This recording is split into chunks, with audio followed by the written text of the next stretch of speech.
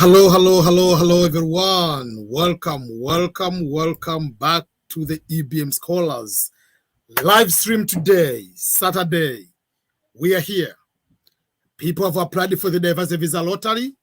So we wanted to talk more about, you have seen the title itself is about opportunities and overall life.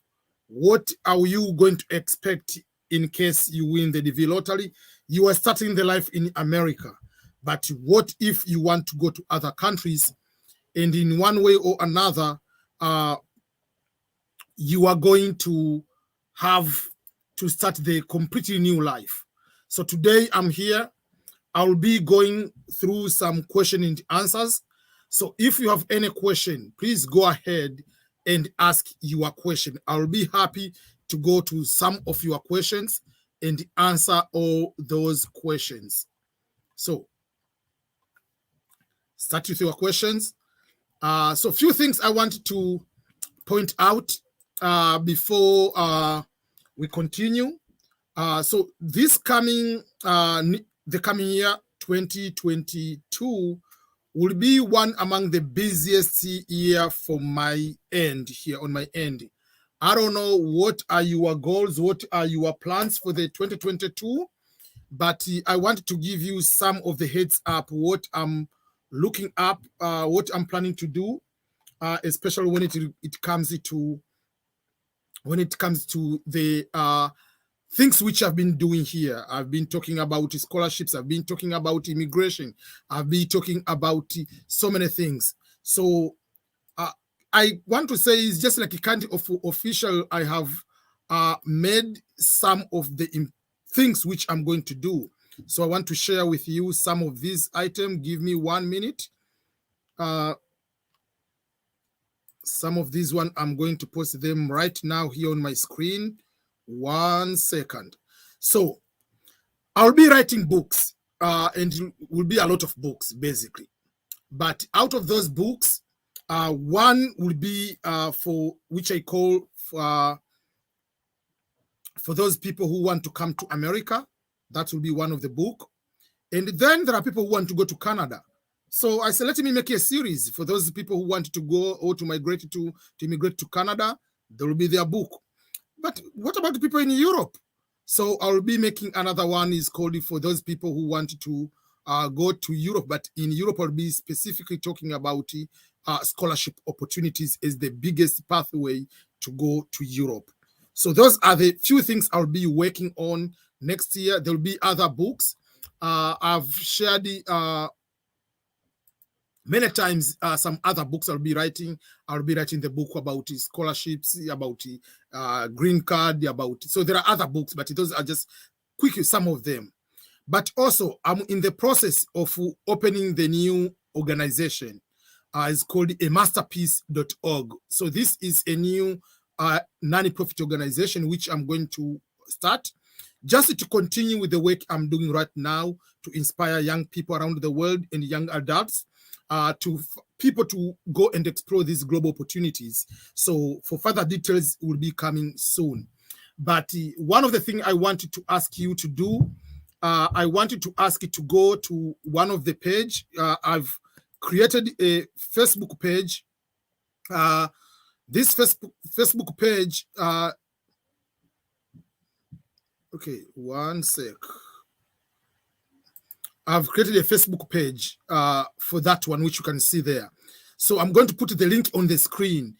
I haven't created a username, which will be the same username, but in order to have that, username to create, you must have at least 24 likes or followers on that particular Facebook page. That is the requirement for the Facebook. I didn't know.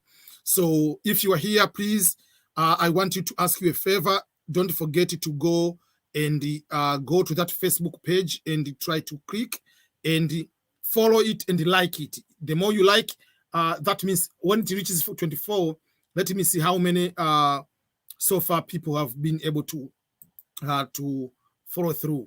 So up to now, I have 15 likes.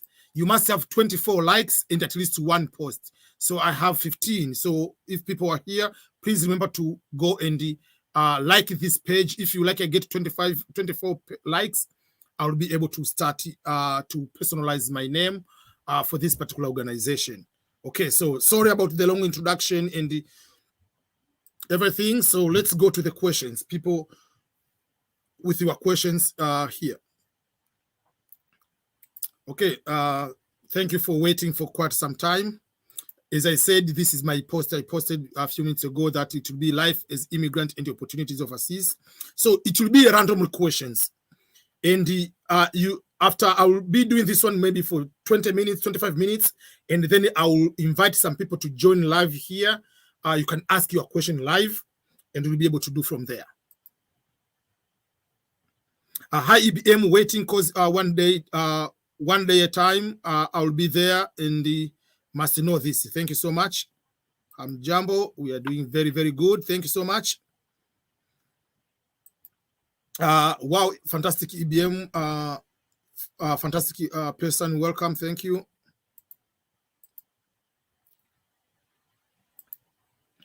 Okay, it is 7 p.m. already in Johannesburg. Thank you so much, each and everyone who has been able to support. Okay, so let's start with the first question. The first question is about the military life in general. And the question comes from Junishan Ruiz. Say, how do you get holidays in the Navy when you are serving your country? If you are active duty, remember, when you join the military, whether it's Navy, Army, Marine, whatever it is, there are options to serve as active duty and serving as reserve. So reserve, you have no problem. It is your life. You stay, continue with your personal life. You work 2 days in a month. But in this particular question, it will be referring to active duty. So just like I can say the military is just like being doctors, like medical doctors or nurses. How do you celebrate Christmas, for instance, or holidays in general? It depends. There are some of the people, their work day is going to land on Christmas. So if you're a doctor, you are going to work. So the same way as in the military. So there are duties. There are people who will be working because the base, people have to be in the base. If you are in the Navy, obviously you're in the ship. Ship cannot be there without people. So there are people on duty. So if it will be maybe 50 people remaining in there, so it depends. Are you part of that group who are working on that particular day? So there are people who are off, there are people who are working that day. But in most cases, what they do, especially when it comes to the Christmas, there are these celebrations. There is Thanksgiving and there is Christmas. So when they do the holiday, people choose, like, which holiday do you want to go? So you coordinate as a department sometimes that I'm taking Thanksgiving and the other group can take Christmas. So those people who are off on Thanksgiving will be working on Christmas. And the people who are working on Christmas, they'll be off on Thanksgiving. So that is one. And then there will be a New Year. New Year is not a big deal here than Christmas and Thanksgiving.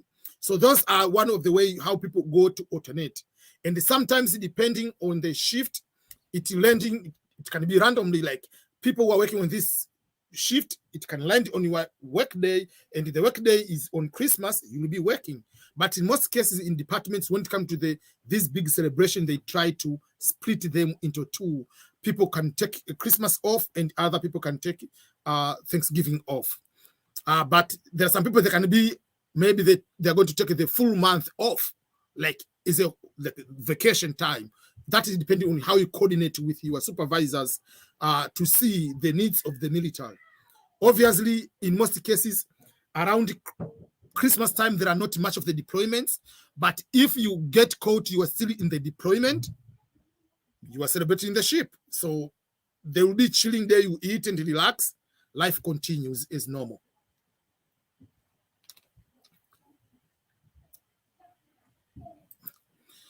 I can't get a police certificate because I'm illegal in the country I live. Unfortunately, you will not be given you will not be scheduled for the visa to go unless otherwise you submit the police clearance. Find a way to get the police clearance. I don't want to tell you which ways you use, but if you're from Africa, you can just get, There are some ways you can get it. How do you live over there is illegal. You find a way to get it.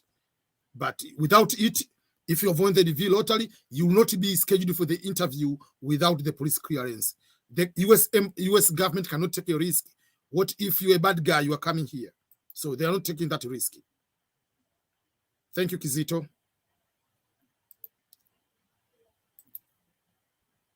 Hi, great from Somalia. How is Tanzania? I believe it is very, very good.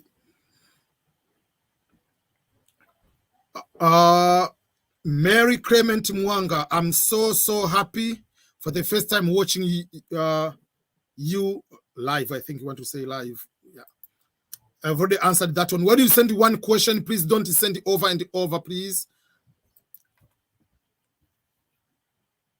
I don't know what that language.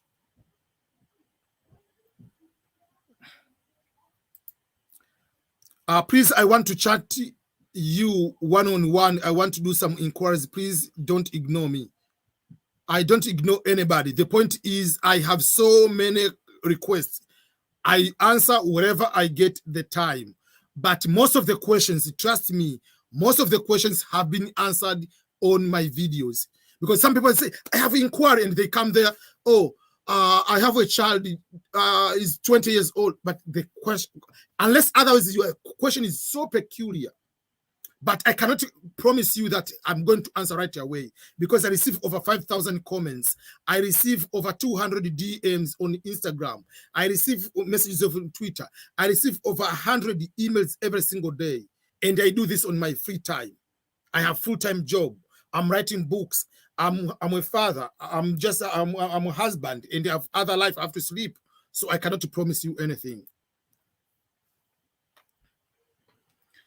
Okay, there is a question from Abasadlela Yuya. Mr. EBM, what another opportunity to come to the United States?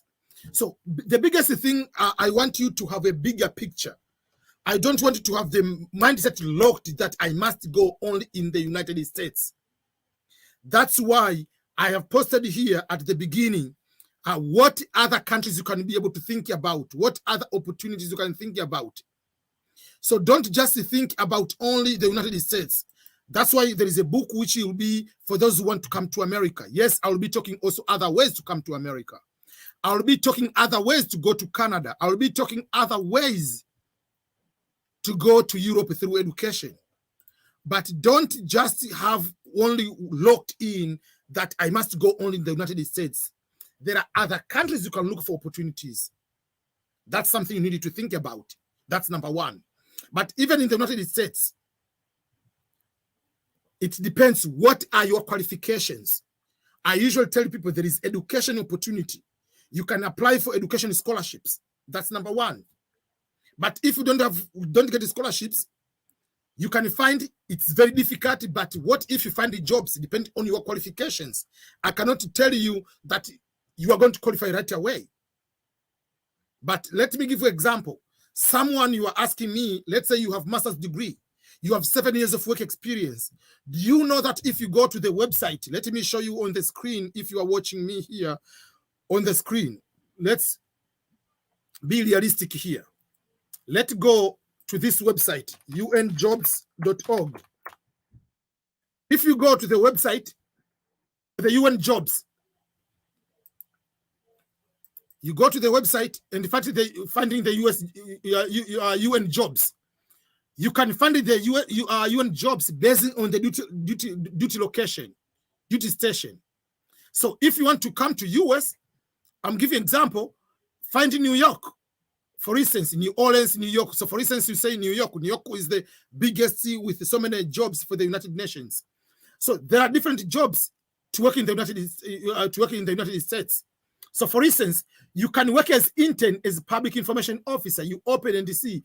This one was posted one day, just like very recently, Department of State. But you have to look, do you meet those requirements? There are interns. They have posted so many interns for Department of Operations, whatever it is. This one is a human resources assistant. I'm giving an example. I want to open some of this one. French language teacher. I want just open a few of them, then you can see. just to come to the United States. So this one you go to look, for instance, this has been open for a longer time. Deadline is that time. They explain what is all about responsibilities. You just go before the responsibilities, go and watch, look at the languages and the, especially on the aspect of the aspect of what requirements, which or just eligibility. What do you need to have in terms of education to qualify for this internship? What do you need to have, for instance? So when you're looking for internship, you don't need only to look for internship in your country. You can look internship in the United States through United Nations, but you have to go and look, for instance, this is the job code. You have to look, if it is, it says it's temporary, you have to find out if they are paying, how much do they pay? You have to look on those kind of things. But this, they say this internship is unpaid, so you don't need to get it. Unless otherwise, if you get it, it's unpaid, you will be finding on your own where you're going to stay. So this is a human resources assistant, 2 positions. So you have to go and look what is the G6 in the UN categories. How much do you are going to get paid? So you can go and just search GS6 salary UN. They'll tell you how much you are going to get as whatever that position. What is the amount of the salary? So the salary will be between, for instance, G6 is between almost 34,000 to 44,000, depending on your step. So that is what you need to know. What the salary is, for instance, on that one. You are going to look again on to see if you meet the competencies you have. What is the education? They need high school education. Work experience, they need this amount of work experience. They need English and English and French. So you have to look like, do they take this job, any person, even if you are out of America? So go and look for these opportunities and try to figure out on your own if you qualify. French language teacher is a part-time. Look for these opportunities. See if you qualify. Then you can go to the duty stations. Let's say you want to go and work in Kenya. You don't need to be Kenyan to go to work in Kenya. These are the positions. They are there. Director of programs, IRC. You can look, okay, what do they need to go for this particular position? Is fixed term? It will be to work in the refugee area, in this those particular areas. Go and read. Look about the salary, how much the salary is going to get paid for. If they need someone who is local, they will tell you they need someone who is local. Then you are going to look for the requirements. They need someone with a master's degree in this particular field, this particular 3 years of experience, overseas experience, especially in sub-Saharan experience. Direct. So they need this one. So many people have this experience. Working environment is Kenya. They explained there. Position is based in Nairobi with 15% travel in other. So everything you need is here. You can be Nigerian and apply for this job. So don't just look for opportunities. Just it must be in your own country. So those are the things I want to Child Protection Officer, UNICEF. Go there. Then you go to the duty stations. Oh, I want to go to Canada. Let's go. What are the cities in Canada? For instance, let me give an example. Let me find Canada. You can go and try to look any jobs. Oh. So let's go and find the jobs which are in Canada. Or just let's go to the duty station. Okay, so this you can just find it like, I want to go to Uganda. You can go to Uganda. I want to go to this country. You can choose any country based on this list. Or you can say, I just want to find the job which are about to finish the deadline, closing soon. You can be able to find the one deadline is nearby. All the countries are there. Or I can say I want to apply basing on the organization. So each organization, it will be there in alphabetical order. You can be able to find the jobs in that way. So you can find the jobs in this way. So you don't need to find direct all the time to come direct as a lottery winner, things of that nature.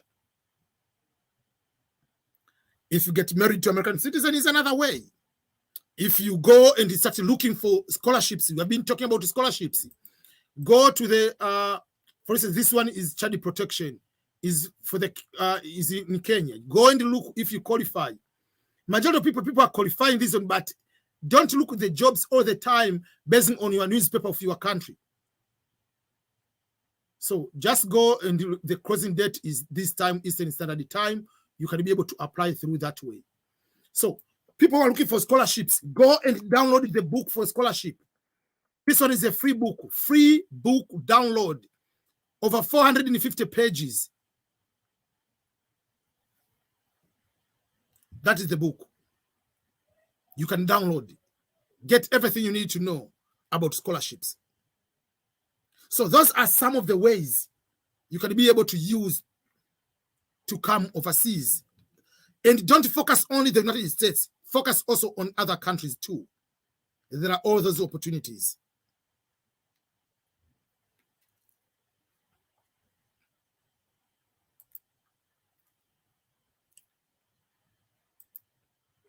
Okay.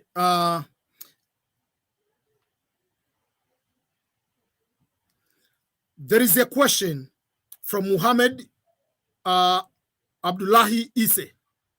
The question is, if someone has a bachelor's degree but do not have any work experience, what can he or she put in the place of work experience in the DSC 260? I'll add the question, do you need to put work experience if you have already a degree? The answer is yes. You have to put work experience. You cannot tell me you have bachelor degree, in entire your life you don't have even 1 day of work experience. The problem, people, when they talk about work experience, they think that how much money do you get as a salary after graduating? The point is, do you want to tell me in the last 5 years, you have never even go to the beach and clean the beach? You have never even do anything for free. Work experience doesn't mean that you must be paid. Work experience is anything you get. When you go to work, what are they going to value as experience? It can be cleaning, can it be coming to work on time. So put your work experience, whether it's paid, whether it's unpaid. But if you don't have work experience, which is strange, and I will be challenging you, your life will be difficult in your life just as overall. And this is the problem we have with many people in developing countries. They're just chilling, waiting to get a job. And the day you're going to find a job, you don't have work experience. But when they say work experience, it can be paid or unpaid. If you have a bachelor degree, even if you don't have work experience, you don't need to feel anything. It's okay. For the DSC 260, you'll be guaranteed to be given the visa because you have the minimum is bachelor degree. And in your case, you have bachelor's degree. Minimum is high school, sorry. Minimum is high school education. You are more than that, you have bachelor's degree. So even if you don't have work experience, you will still be given the visa. But just for you, I'm just giving you this example. In your life, you need to have work experience. Even if it will be YouTube is work experience. Even it will be going to clean on the daycare, cleaning on the warehouse, going to clean on, is still a work experience. How comes a normal person with 25 years old doesn't have any work experience in the past 5 years? Whether paid or unpaid. So you want to tell me you are going to study, you are coming home, you are eating. You have never even done that field, going to do the internship, the field attachment, because that is a work experience too. You need to have work experience as a normal human being. That's what I can tell you. But still, you will be given the visa. But if you don't feel it, you have bachelor degree, you'll be given the visa still. But as a human being, I'm just challenging you. Don't think work experience is a paid work experience. Any experience is experience, whether paid, whether unpaid. And this is just even when people are looking for scholarship, they want you, what have you done, even in your free time? Are you just eating and just chilling, or you're doing something else for yourself to better yourself?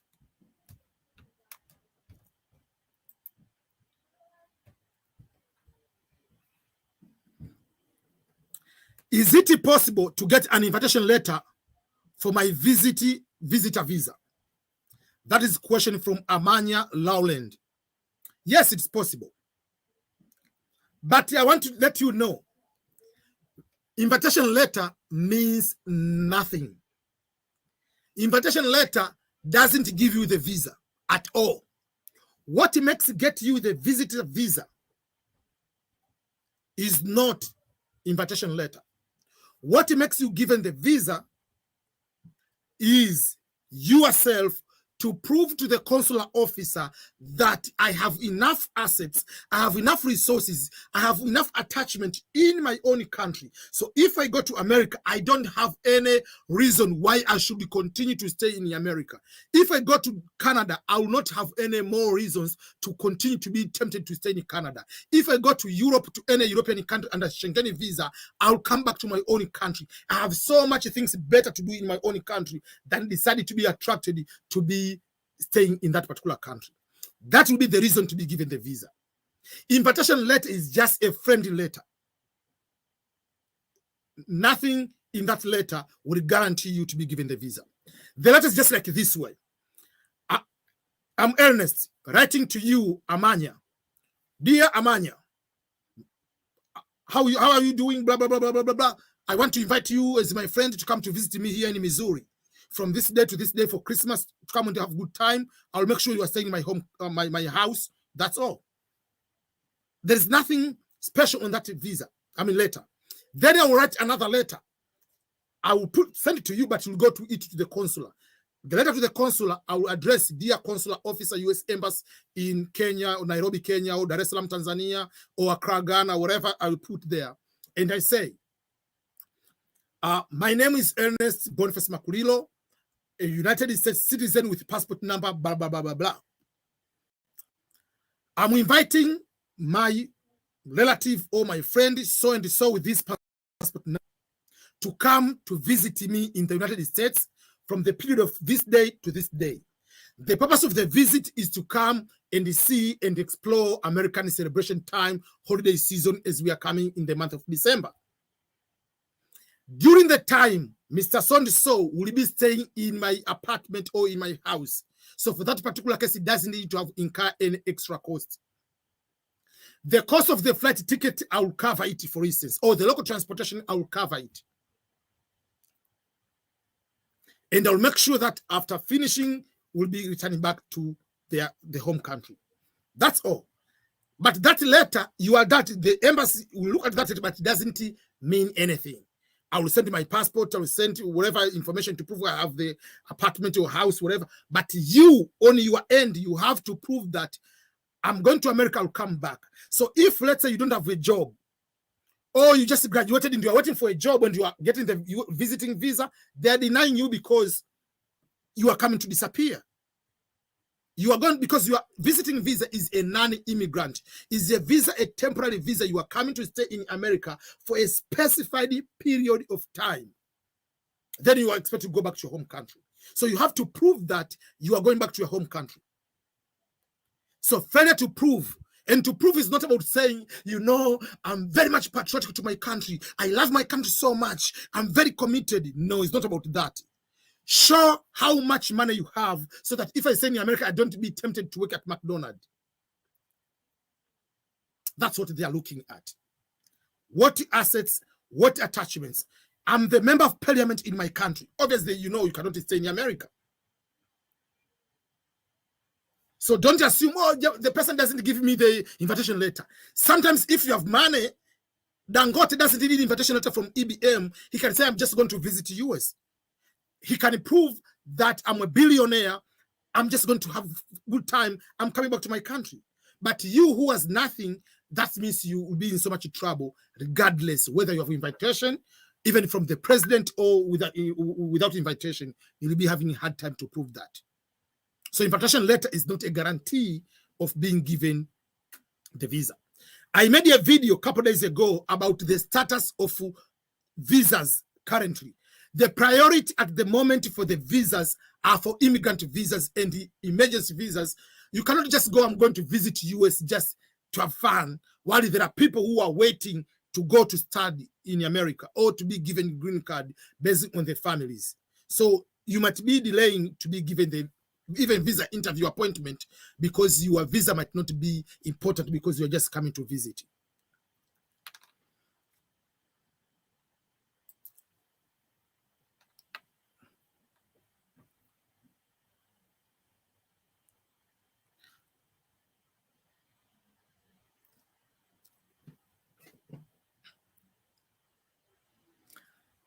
There is a question from Abdi Mahamud 45.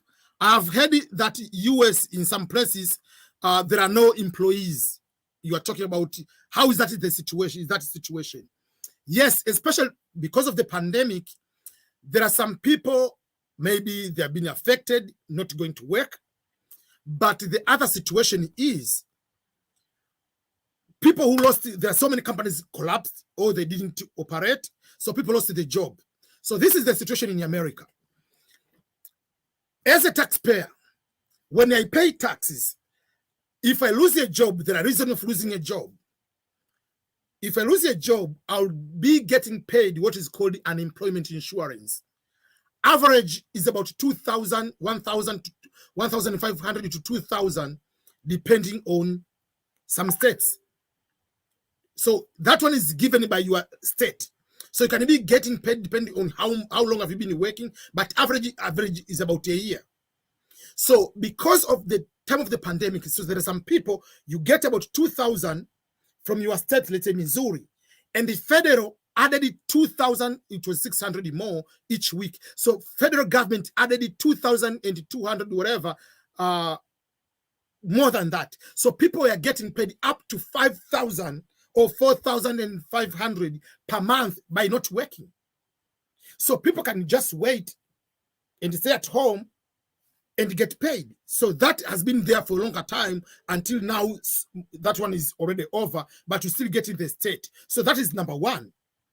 And number two is some people are waiting while you are getting the unemployment to get the perfect job you want. So if I get 2,000, why should I go to work at the normal minimum dollar job to get the same amount of money I'm getting right now? There is no rush. So because there's no rush, I don't need to go and apply this minimum dollar job. I'll be applying the full-time permanent position.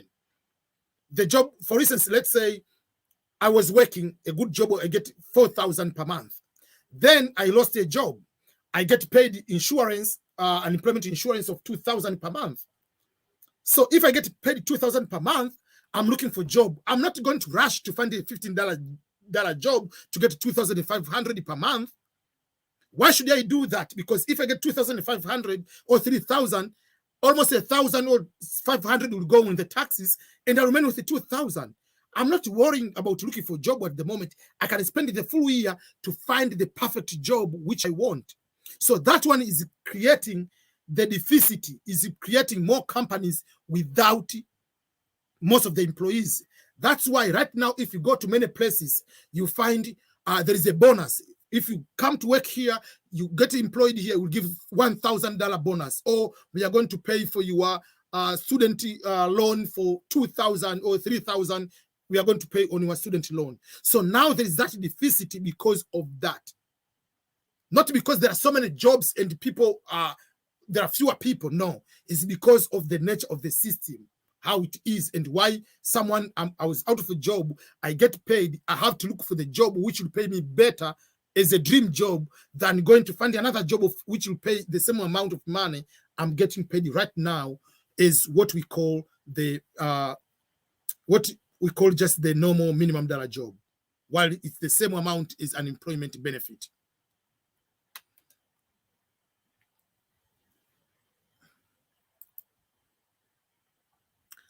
Hi EBM, how the case numbers are assigned to the applicants?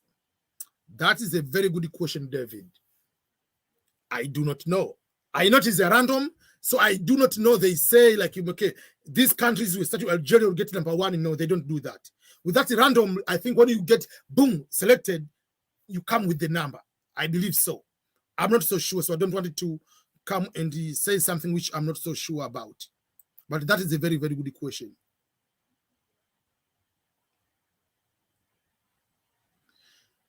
Give an insight to someone who wins yet knows nobody in the United States. If you do not know anybody, you have to find someone. You don't need to know anybody. Just go to the Twitter. Right? I have won the diversity visa lottery. I'm looking for a host in America. Go to the Facebook, right that way. If you are coming from whatever country you are coming, let's say you are coming from Sierra Leone, just go to find the Sierra Leone groups, Facebook groups in America. Write to them. Just go to West African Association, whatever, if they are there. Just write. If you are Catholic, write to a church, write to a priest, write to an imam if you are Muslim, write whatever. Just go use social media to find someone to help you. You'll find someone.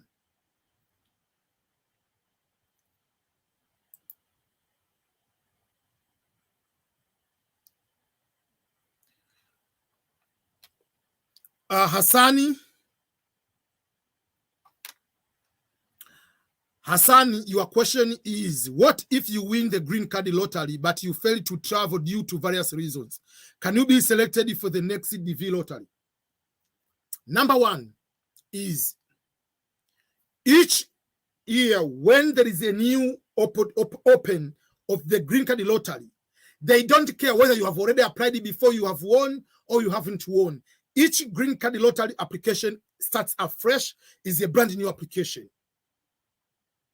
So it's a brand new. If you are lucky, you'll win, but you are not going to win just because you won the previous year. So don't feel that, oh, because I won last year, I'm going to win. No. When you go to that application, it's a brand new application. I know so many people who have applied it 2 times in a row. There is one lady in Kenya. She's in Ohio. She applied the V2020, was the V20, was the V2020. She won. The V2021, she won. There are Tanzanian family, husband and wife. They applied the V20. It was the V2020. The husband won. Before the visa, Tanzania was in travel ban. So they didn't get the chance to get the visa. They applied for the V2021. They won, both the husband and wife. Now they're here in Missouri. There is Tanzanian, applied the first time, won. The V2021 won, but had a very high case number. Didn't get the visa. Obviously, the V2022 won again. So it can happen. But I know so many people who apply again, they don't win. But there is no guarantee that you're going to win. That's why someone is applying 10 times, 10 years in a row, it doesn't win. They don't care how many times you have applied because they don't keep that record to track you, to give you a sympathy card. No, when you apply, everybody is a brand new. So I usually tell people, find different ways. I know there are some reasons might make you not be able to travel, but do whatever it takes if you win, not to lose that chance. It's a very big and golden chance opportunity for you to be able to come here.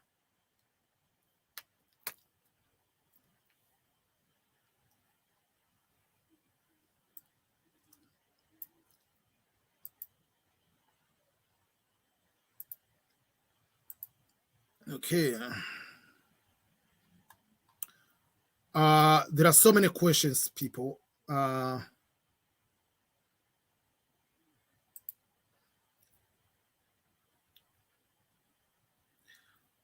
the US, unskilled jobs is practically difficult to get them. Like, no, it's different from Canada. To get unskilled jobs and then you get the work visa. Work visa in the US is mainly higher percentage is for the high skilled jobs, H1.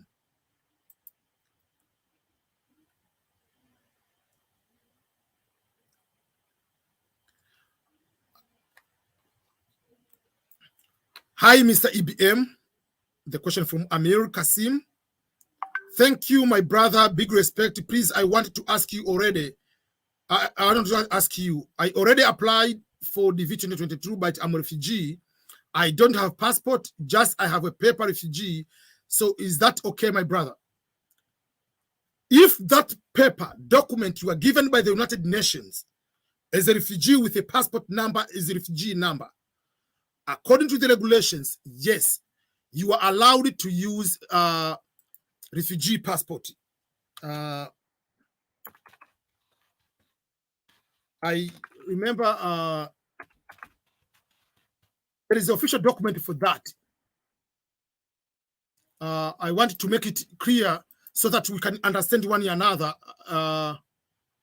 This is the question. Let me go and I open. This is the website. This is the website from the Department of State.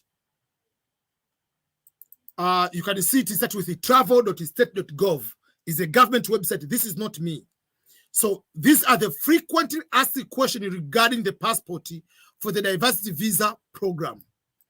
So the question is, can I use my refugee travel document to satisfy the passport requirement for submitting an entry? This is the answer. If you are applying the diversity visa program and do not have the valid passport, but you do have refugee travel document, you may enter your refugee travel document number in the place of the passport along with the issuing entity and the expiration date. This is the very important part they say. Not all refugee travel documents meet the definition of passport as defined by Immigration Nationality Act of 101, subsection A, subsection 30. DV entrants who are selected may require an individual passport waiver at the time of the application if the refugee travel document does not satisfy as a valid passport. So the answer is yes. If you want, I can put this one on the chat here. You can go and read by yourself on the important questions about the passport. So those are the things I want you to understand about the instructions and the requirement. So yes, you are good to go. Don't worry.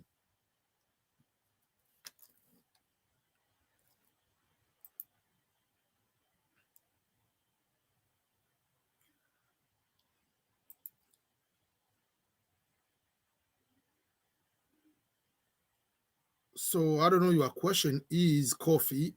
I'm holding bachelor's degree of education psychology in Ghana, and can I do my master's over there? Yes. I mean, if you'll be paying for yourself or fund the scholarship, that's okay. Hi, EBM. I have Technical Institute with a certificate in mechanical engineering craft practice, but I'm now the manager for the fuel for about 2 years, having gone through the necessary training. That is very good.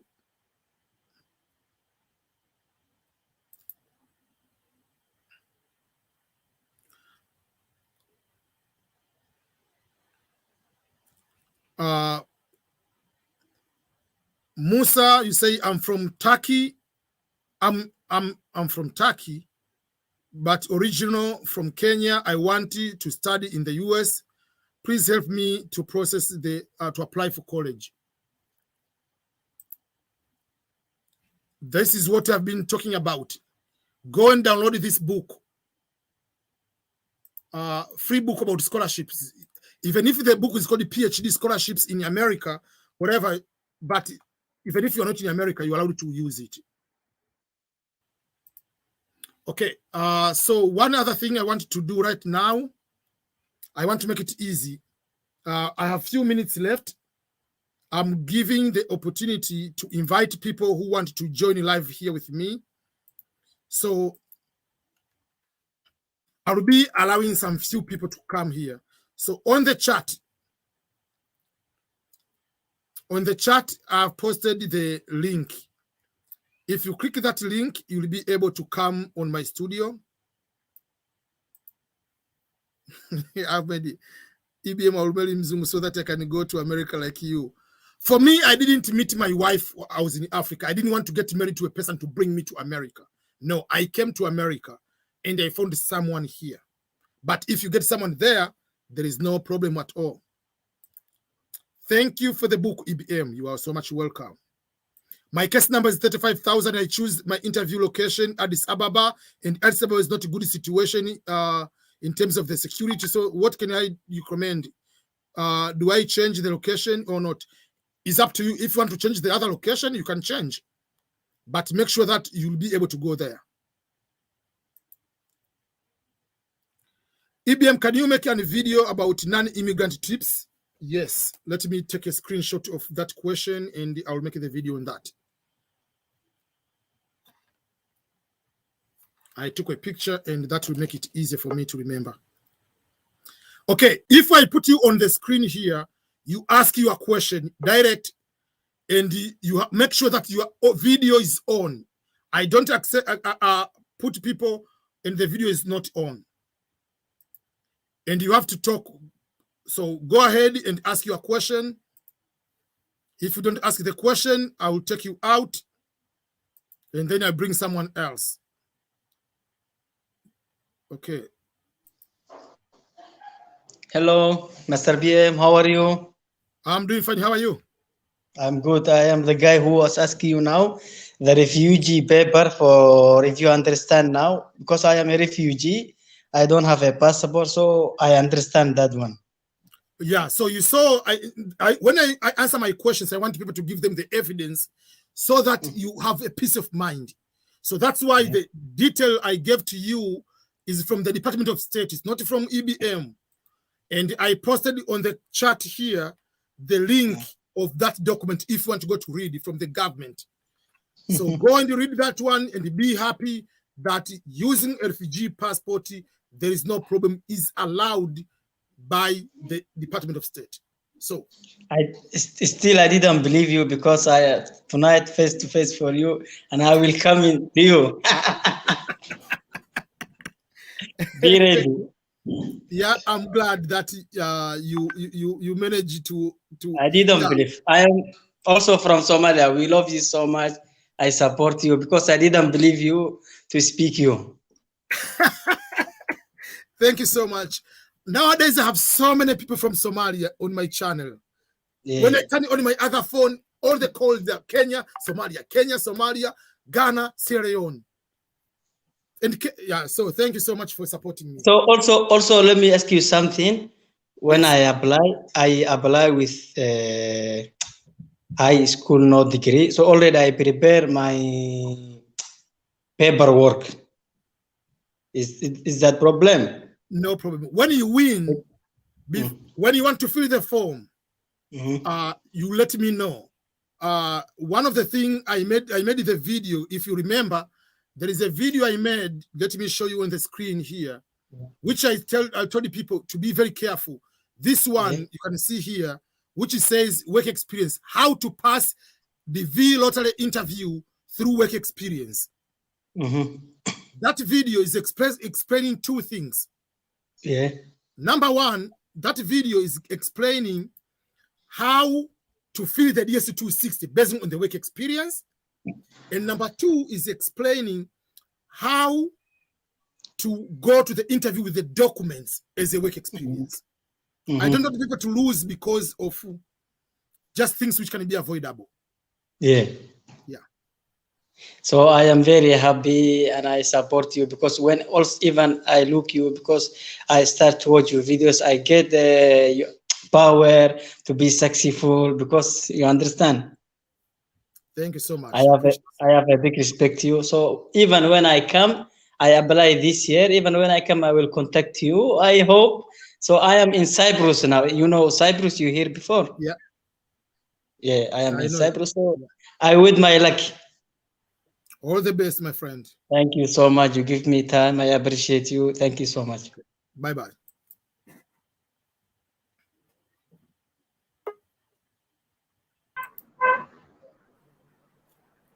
Hello. Hello, boss. How are you, Edward? I'm doing great. Yourself, EBM? I'm doing good. Thank you, sir. Thank God. I was saying I finished technical university at Takoradi here in Ghana, 2013. But I applied for a job as a pump attendant. So through the process, I got training I started working, and I became the supervisor for almost 3 years. Then I was promoted as the manager. But when filling the forms, I chose a vocational level. Yes. So I don't know if the job part will help me more than the education part. When by God's grace I win the DV. The first question I want to ask you is, before you go to the technical, did you finish high school or you didn't finish high school? Yeah, I finished high school. So when you win, put high school, not vocational, because high school is higher than vocational in terms of the requirement. Okay. Yeah. So put your high school, but also put your work experience very well. Just go and watch that video. I talked about how to pass it through work experience, despite you have high school already. Adding also your vocational education training, add your work experience, add everything, and then you'll be good to go. Okay, thank you very much. No we love problem. you here in Ghana. Very, very much. So much. I've been watching all your videos. Thank you. I really appreciate it. Okay. God bless. Okay.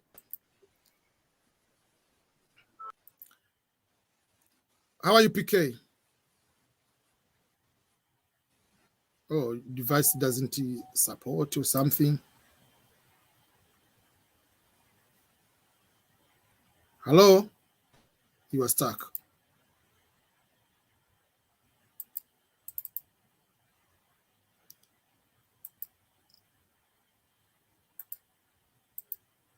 Okay. Hello? I have some few problems with my phone, so I'm trying to connect. Hey, Mr. EB, I'm really so excited to be here. How are you? My volume is very low, and I'm trying to set it. I don't know what really happening. I can hear you very well, Joseph. How is Uganda? Oh, sorry. Joseph is a very good friend, has been on my channel for a longer time. So,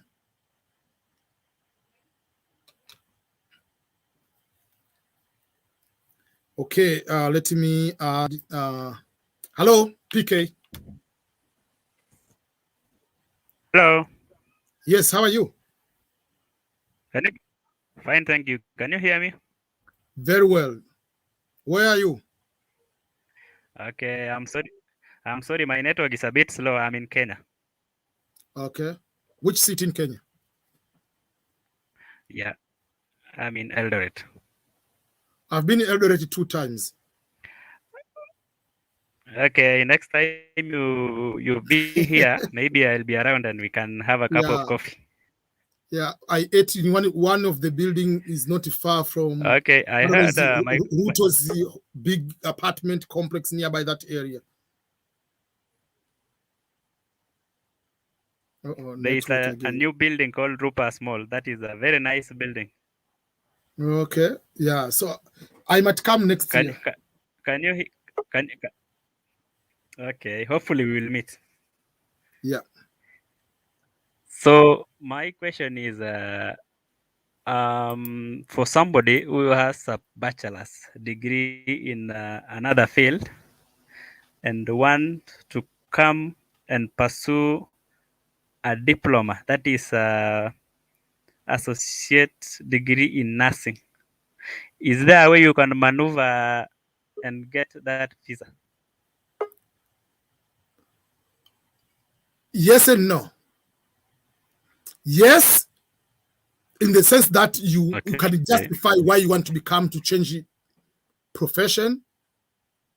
No, sometimes they might see that you are looking for opportunity just to come to America. While you have a degree, you are going to study associate degree. It's just like you are playing for Manchester United and you want to quit Manchester United to play for Machakos team, whatever in Mombasa. That doesn't make sense. You see what they mean? Like, why is it your dream to go to play for a smaller team in Mombasa instead of Manchester United or Real Madrid? Because you already have bachelor degree. My advice would be find a master's. While you are here, you can change to do your nursing if you want. But be here first. You can go and say, I want to do another bachelor or another master's. Say, I want to come to do master's. While you are here, convert, go to do your nursing if you want. But it will be easy to convince a consular that I'm going to the US to study a master's, that I'm going to improve. Not I'm going from here, I'm going down. While you are here, if you want to do your community college to nursing associate, you can do that way. Perfect. Thank you. Thank you. Thank you. There is a comment from Brenda. Brenda, I put the link here. Please take that link and join right now. I'm waiting for you. Sorry, guys. I'm trying to connect something here.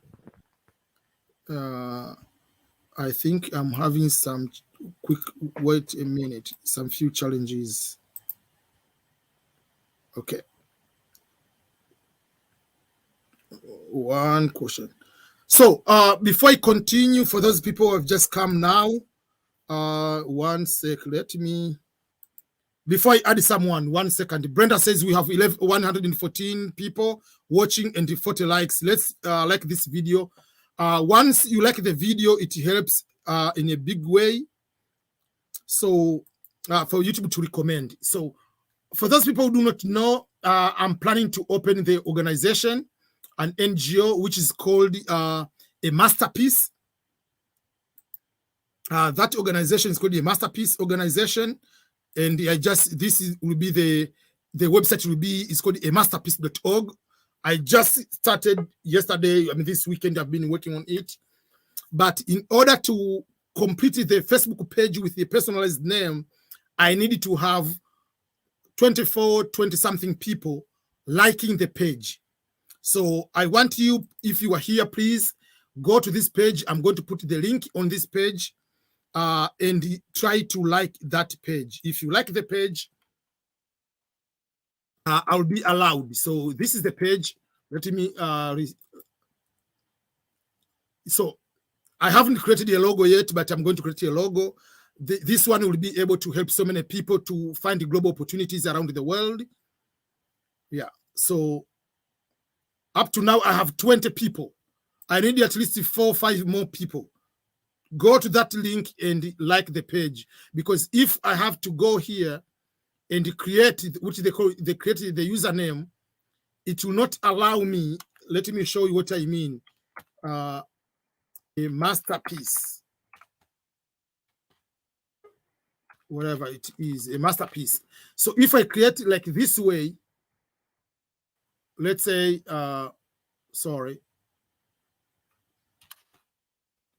masterpiece.org, I'm giving an example. Let's say this is the organization. If I create it this way, it says this page is not eligible to create a username.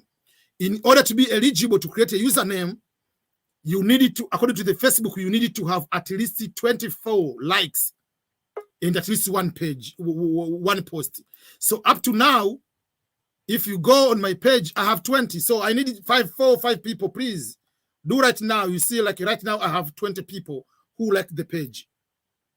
So go and on this page and please and try to share to like that page. Okay, I'm done with that announcement. That will be the new project coming soon. Okay, so Hi, EBM. how are you? I'm okay. How are you doing? I'm doing good. You? This is Steven from Kampala here. Kampala? Yeah, we talked before on Instagram, Yeah, and today I got a chance to like contact you here live. I'm glad. Yes, I had an issue of recent. I actually unlocked at DS260. Yes. Yeah, I tried to contact you on Instagram, but I guess you are busy. You didn't. I usually get a lot of comments. Yeah. Yeah.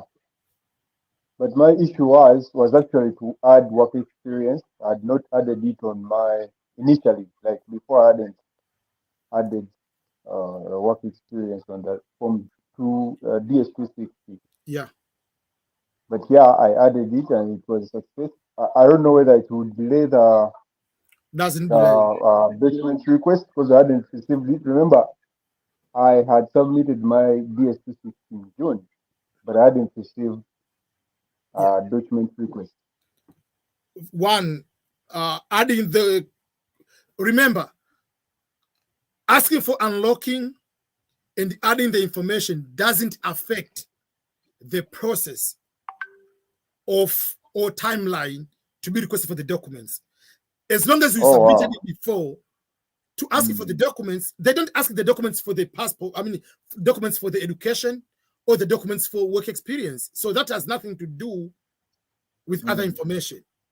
The only thing might be delaying for you to be scheduled for the interview is just they ask for the documents, you submit the documents, after submitting the documents, you get married, then you send new documents for marriage and your spouse and other things. Yes, it will delay.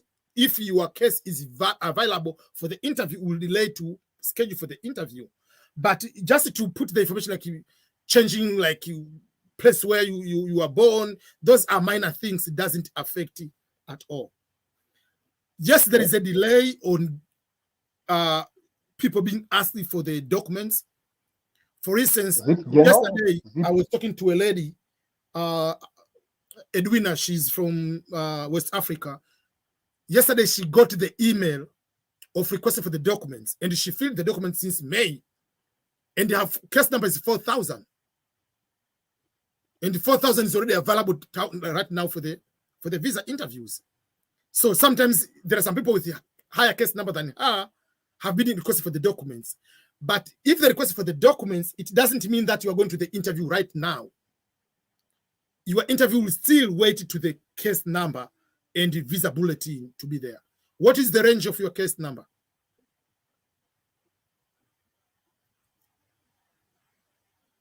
Hello? Uh-oh. Hello? Hello. What is the range of your case number? Hello. Yes, the range of your case number. Okay, I think we are losing you. So let's move. Yes, I'm asking the range of your case number.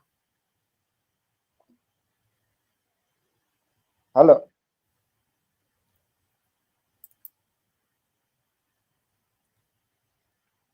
Okay, let me add another person. Hello. Hi, Mr. EBM. How are you, Gilbert? Very good, sir. How are you? I'm doing all right. I see you are relaxing. Yeah, man, I'm actually relaxing. Anyway, I want to start by thanking you for the wonderful job you're doing. You know, thank you so much. It takes just a few people with a kind heart to do what you're doing. Thank you so much. So I am actually a selectee of the 2022. Wow, congrats. Visa. Thanks. So, however, I misunderstood something when I was submitting anyway, I submitted the DX260 because I play as a family of my wife and two children. So I submitted the DX260. I submitted only one, first of all. Anyway, it was just I'm really busy at work and things like that, so I had to do all of these things, which so however, I submitted, and then they sent me a request for the document, the civil documents, and I submitted, and I misunderstood the part that that I had to submit also police clearance for my wife. So I submitted only my police clearance. Yes. So it was just a few days ago that I watched your videos. Then I noticed like I had to also submit for my wife. Yeah. So I requested for the police document. However, I don't know. I just requested, and I tried to reach out as well to find out if what I can do. But you was really busy, and I understand. So yeah. Which country are you from? Cameroon, actually. Which is Africa? Yes, Africa. There is something called tea in Africa. but I don't live. I'm not living in Cameroon, and I'm not. My interview is not scheduled as well in Cameroon. So. Oh. Yeah. Yeah. But how long will it take to get the for the police clearance? I got them already. And yeah. Then I resent again. So okay. I don't know if it's yes. I resent again to KCC, and I don't know. Don't worry. Okay. If that's why the KCC, as long as when you add another document, you put it in the same format. Yeah, exactly. There's no problem. Yeah. So the thing is, what I did is I resent all the whole document. You can do the whole one, or you can just add that one. You have done both is the same. There is no proper way. If you miss one, you can send just one, or what you have done is okay. I want to send it all at once as another package. They don't need to worry anything else. That's okay too. Yeah, I did that. And I like your way you did it. That is the safe way of adding all of them again, just in case. Yeah. Because I thought of it as well. Like, you know, it seemed like at work when you have a bunch of emails, it's very confusing if we are missing a document to really find it again and get it. So I just thought of it that way, and I said, okay, let me just send the whole bunch, so maybe if they are checking, they can see, you know. So I just wanted to just to be sure if what I did was okay. But perfect, okay. Yeah, and again, the case number is below 6K. So. Oh, I mean, we're interviewing very soon to come. I mean, basically, you were supposed to have interviewed in January, very late, but because it's delaying, I've seen some people with case number 4,000. They're having interviews in December. So by January, February, we'll have your interview. Okay. No matter what, your Easter, you'll be eating cheaper chicken here in America. Yeah, I hope so, man. I hope so. It's which state are you going to stay? I'll be staying in LA. In LA? Yeah. It's expensive. Well, very, very expensive. I think where I am at the moment is a little bit more expensive than LA, though. Yeah. But still, California, you will enjoy California. You will enjoy. Yeah. That's why they call themselves the greatest state of California. I lived there for 7 years. You're on mute. Okay, now you're okay. What happened? But I think because I'm using AirPods, so it went off a little bit. Yeah, I say you'll be having the opportunity to enjoy the life in California. Oh, thanks. The weather is perfect. Thanks.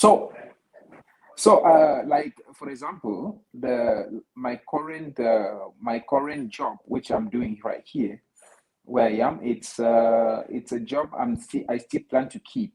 Okay, and how, like, what can I say? Like, maybe should that? But it's a job that I can do on a free time, and I can do something else. So should I include this to my income when I get there, just in case?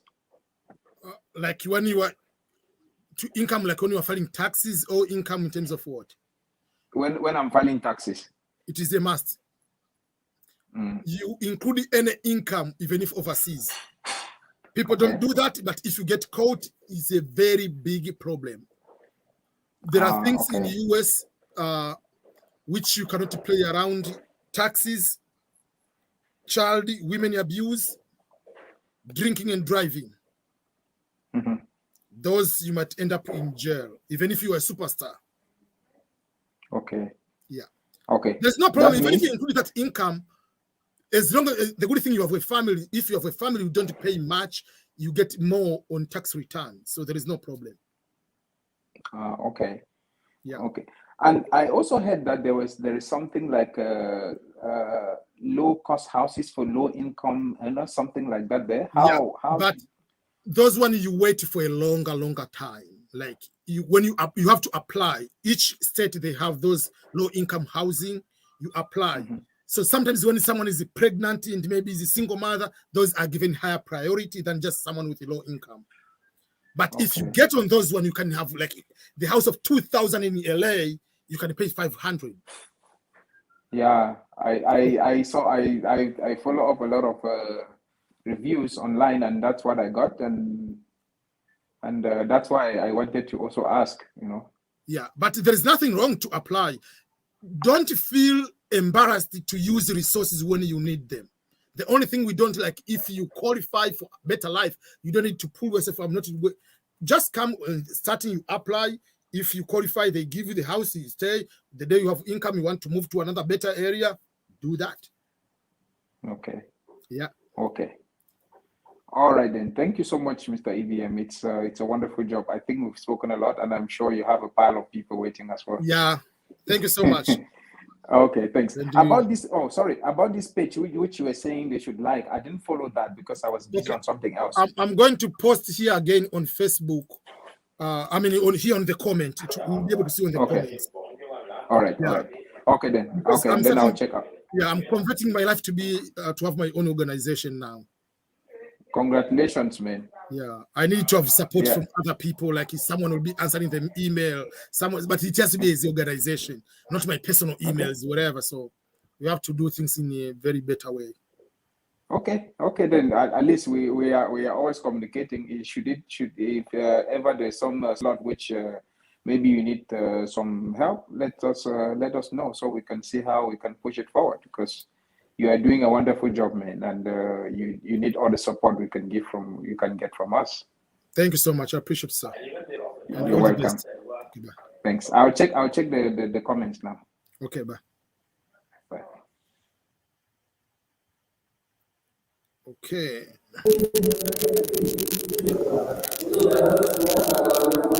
Yes, how are you? Yes, hello. How are you? I can hear you.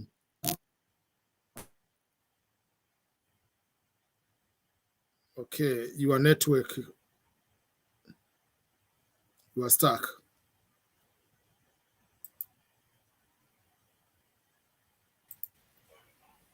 Hello. Yes, hello. I'm fine. How are you? I'm doing all right. Sorry for today. I was very happy longer to wait. Today I was happy. I was meeting one of my best teachers in this internet. Thank you. I appreciate. You know, I write for you. I'm the boy who asked for you the college from Turkey. Oh, okay. You know, I came here as a scholarship. I got a chance to learn a scholarship in Turkey. Then when I came here, I thought that Turkey people learn for English, but they say that they don't learn English. They only learn their language, Turkey. Yeah. So when I came here, I faced many problems because of the language. Even they don't talk English, no people will talk to you English. So it became very hard to me to live here. So I asked mother to receive to get any scholarship and outside. So she said to me, you can search, if you can get, we'll pay it. So I need anybody to assist me. What level of education, bachelor or master's? I was finished only for Form 4. I have only certificate. Okay, so they will pay for your education? Yeah, my parents will pay for my education. Do you know how much it costs to study in America? Yeah, you know, my uncle is there in America. My grandmother is in America. My family are there. So if they're here, the easy way, just do this way. Go to the state where they live. Which city do they live, or which state? They live in Minnesota. Minnesota. Yeah. And do you know all the Somali who are coming to America, most of them, they live in Minnesota? Yeah, I had. Yeah, so you go to Minnesota. So for instance, if they live in Duluth, so the city where they live, find the community college then you put the city where they live. The community colleges are, each city they have at least one. Then go apply as international student or write email. I'm international. I want to apply as international student. How can you guide me to the school? They'll give you all the guidance. Okay. I have another question. Yes. And it was my young sister. She won on DV lottery on 2021. This year, 2022. Yes. Her case number was 48. 48K. That's okay. Yeah, when she applied for this S260, she applied and she said that she don't apply for work permit. You cannot. She doesn't. Work experience. What is the higher education? She has a diploma. Tell her to put work experience just in case. Yeah, I told her. She told me that, and I'm going to put. Before there was a man who was guiding her that paper. He told her that if you have diploma, there's no need of work experience. In Africa, diploma is a level of education. They do not know what is diploma in America. So unless others she has high school, then a diploma should come as high school. If you have a diploma, that is they consider as a vocational, which is less than high school. So remember, in the British system, high school diploma is higher. But in America, they do not know what diploma is. The diploma means a certificate, different language. So just in case, she has to put the work experience. Otherwise, she'll be surprised at the embassy when they tell you, we do not know about this level. Okay, to ask you a question, do you have this just Canada, her journal? She said that there are some conference, you can apply for conference, you can pay the conference money. When you pay that money for conference, the conference will send you for a ticket. The conference will give you the invitation letter to go to the conference. Yeah, they told us that when you got that ticket, you will take the ticket to the immigration. Is this way. If I invite you to come, I send you the invitation letter. Yes. You are going to apply for the visa. For the US, for instance, you feel 160, DS 160. For green card, you feel 260. So you don't just take the ticket to the embassy, take me to Canada. No, you fill the visa form, you do everything, you go to the interview, whatever they do, they are processing. You are doing the same thing. So what happens is, even in the US, it's just invitation letter comes from the institution which is creating the conference. But it's not just because you have the invitation from the conference, you are going to be given the visa. You have to prove that I'm going there for the conference and I'm coming back. You cannot go to the conference of PhD holders while you are high school. They are going to look, the reason is this conference related to what you want to do. Not just the conference, because people, they see, Canada is easy to go. It's not easy. All the Western countries have similar tough processes. Because otherwise, everybody will be there. Okay, so, thank you for your help. Yeah. I've also applied for DV 2023. I applied as a married man, but I'm single. Oh, you are in trouble. For what? You lied. So let's not discuss that, but this is when you get. Always I tell people, put the correct information you have. If you are going to get married next week, this is not next week, it's today. Okay. Yeah. Okay.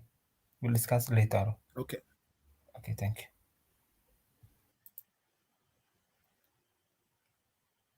Okay, there is a question from Joseph.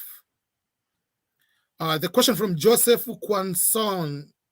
I will be 60 years old at the time of my interview. So for that particular case, you are the Vilotele winner. Will I be given the visa?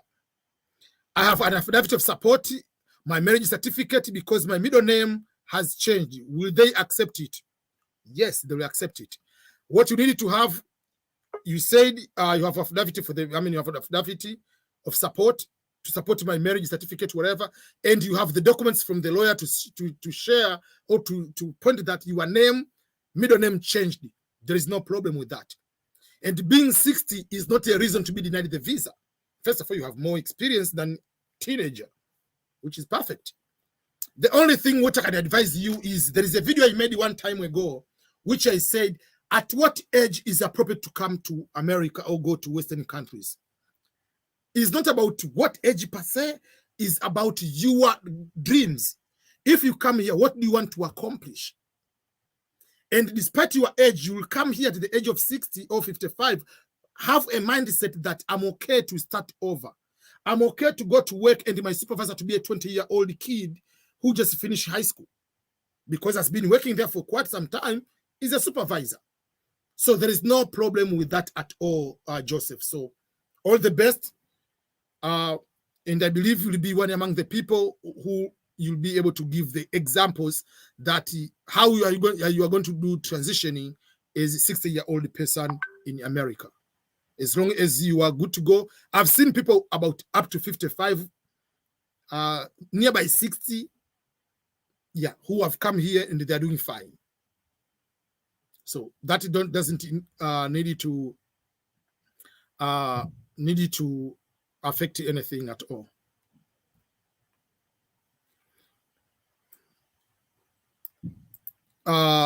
You say that 55,000 is the highest number. Not sure for going for interview, but they sent me email to send the documents. Now, is it possible for going for interview? Being asked for the documents doesn't mean that is the interview date. For instance, you are 55,000, you have been asked the documents. There are people with 4,000 haven't been asked for the documents. But someone with 4,000 will be guaranteed to be having interview. 55,000 is not a guarantee. If they ask for the interview, that's good. It is until the visa bulletin says you can be able to be processed, that is when they schedule for the interview. Can a winner who is the wife go with the kids and leaves the husband during the interview? I don't understand the question. The winner is the woman, is married. If doesn't want to come with the husband, yeah, the husband doesn't go to the interview. But you don't go to the interview and then they give you the visa on behalf of your husband. No. Hello, EBM. I'm selected B1 instead of B1, B2. What will the implication? Will I only need to have B1 or it's normally packaged B1, B2? It doesn't matter. They're all the same principles in most cases. B1, B2, B1, they're all, in the end, you are not able to work. You are just, so it's not affecting much of that. Yeah, so, okay.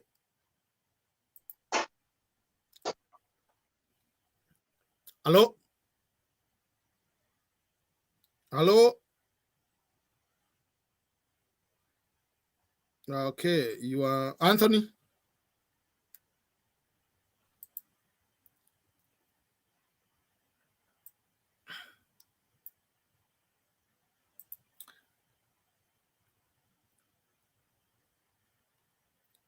You are 400 AF or 4,000 or 40,000. Can you clarify, Roland? Hi, EBM. Is it 134 for the interview day from Nairobi, Kenya? Number one, I want to make sure that the document you are talking about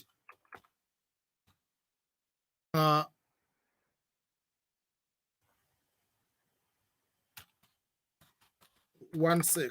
I want to show you one thing. A 134 document, which is the affidavit of support, that depends on the embassies. Some of the embassies require affidavit of support, some don't require. So if your embassy require that document, you go with it during the interview date. But if they don't require, yeah. What is the visa bulletin all about? Visa bulletin is a document each month is going to be updating. It says what case numbers, there are different types of green card. What case numbers right now are scheduled for the interview. So for instance, in October, which they are starting, the month of October from Africa is from 1 to 2,000. So someone for 4,000 will not be interviewed that one. Then 2,000 to 4,000 is in November. 4,000 to 7,000 is in December. So they put the case numbers which are processed. That is the visa bulletin.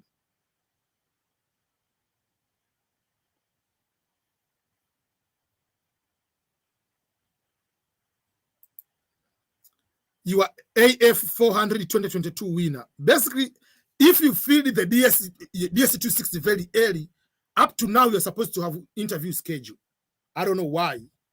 You say you haven't, unless otherwise you delayed it to fill the DSC 260. My case number is 12,000, no documents. Don't worry, you just wait. They will send the documents.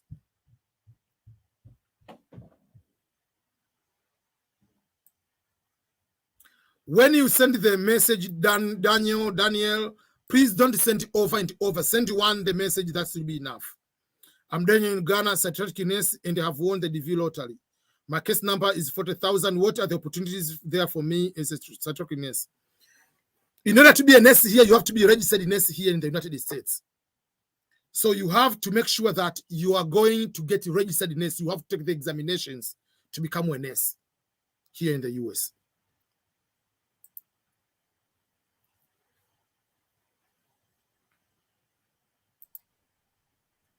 Hello. Hello, Mr. EBM. How are you? I'm very fine. How are you? I'm doing all right. I'm good. Thank you. Yeah, I needed to ask you a question about I'm a winner DV 2022. Congratulations. Africa case number 15,000. Is it a low case number or high? That is very low case number. Don't worry. By March, you are getting ready to go to the interview. Then, and it's my first time I tried and I got it. First time you applied? Wow. Yeah, it's my first time and I got it. Yeah, I'm very lucky. So another question is that I'm in Qatar now. Yes. Will they ask me about the police clearance for Kenya because I'm from Kenya? Yes. So I have to have both for Qatar and for Kenya. Exactly. Okay, thank you very much. Did you apply using a computer, a phone? What device did you use to apply? I used a phone to apply. Just a phone? A phone. And to make the matter was the picture I took like a selfie like this. But I put it. Even I didn't know I could win. I was just trying. Yeah. You see, because one of the questions people ask, can you use a phone? I tell yes, as long as you have any device with internet. People want to know if you have my phone. Yes, I you're the used second my phone person. and it worked. Yeah, for the V2022, you are the second person I heard applied using a phone and won. So we have evidence now. People can apply with a phone and win. Yes, it's not a must you have a laptop, or if you have a phone and you have internet, you are good to go. Yeah, So thank you very much. Which state are you going to stay when you come? I'm going to Louisiana. Louisiana? That's very affordable. I have my aunt is living there. Yeah, that is a very affordable state. Very affordable. Very affordable. $400, $500, you can get a good apartment. That's very good. That's very good to hear. It's not different from you are going to live in California, Hawaii, DC, Virginia area, New York. Yeah, those are crazy places. And don't even there is just like a rural. People don't care. We live in America. In the end, so long as you are in America, you are America. We all eat the same thing. If it's here, the store are like this way. If you go to Walmart, aisle number 2, the first item is here. All the states in America, if you go to aisle number 2, everything is the same thing. Everything, the same thing is there. Yeah, so what is the difference? You go to McDonald's, you go to McDonald's. You go to Walmart, I'm going to Walmart. You go to Target, I go to Target. You buy anything, they come from Amazon, you do. You use Uber. What is different? But for you living in those states, you will have money to save, and you don't need to search for 3 jobs to survive. Wow, that's very good. So Louisiana is a cheap price. Very cheap, affordable. Thank you very much. So when can I my interview? Like interview, most likely. When can I? Your interview, I'm just looking here.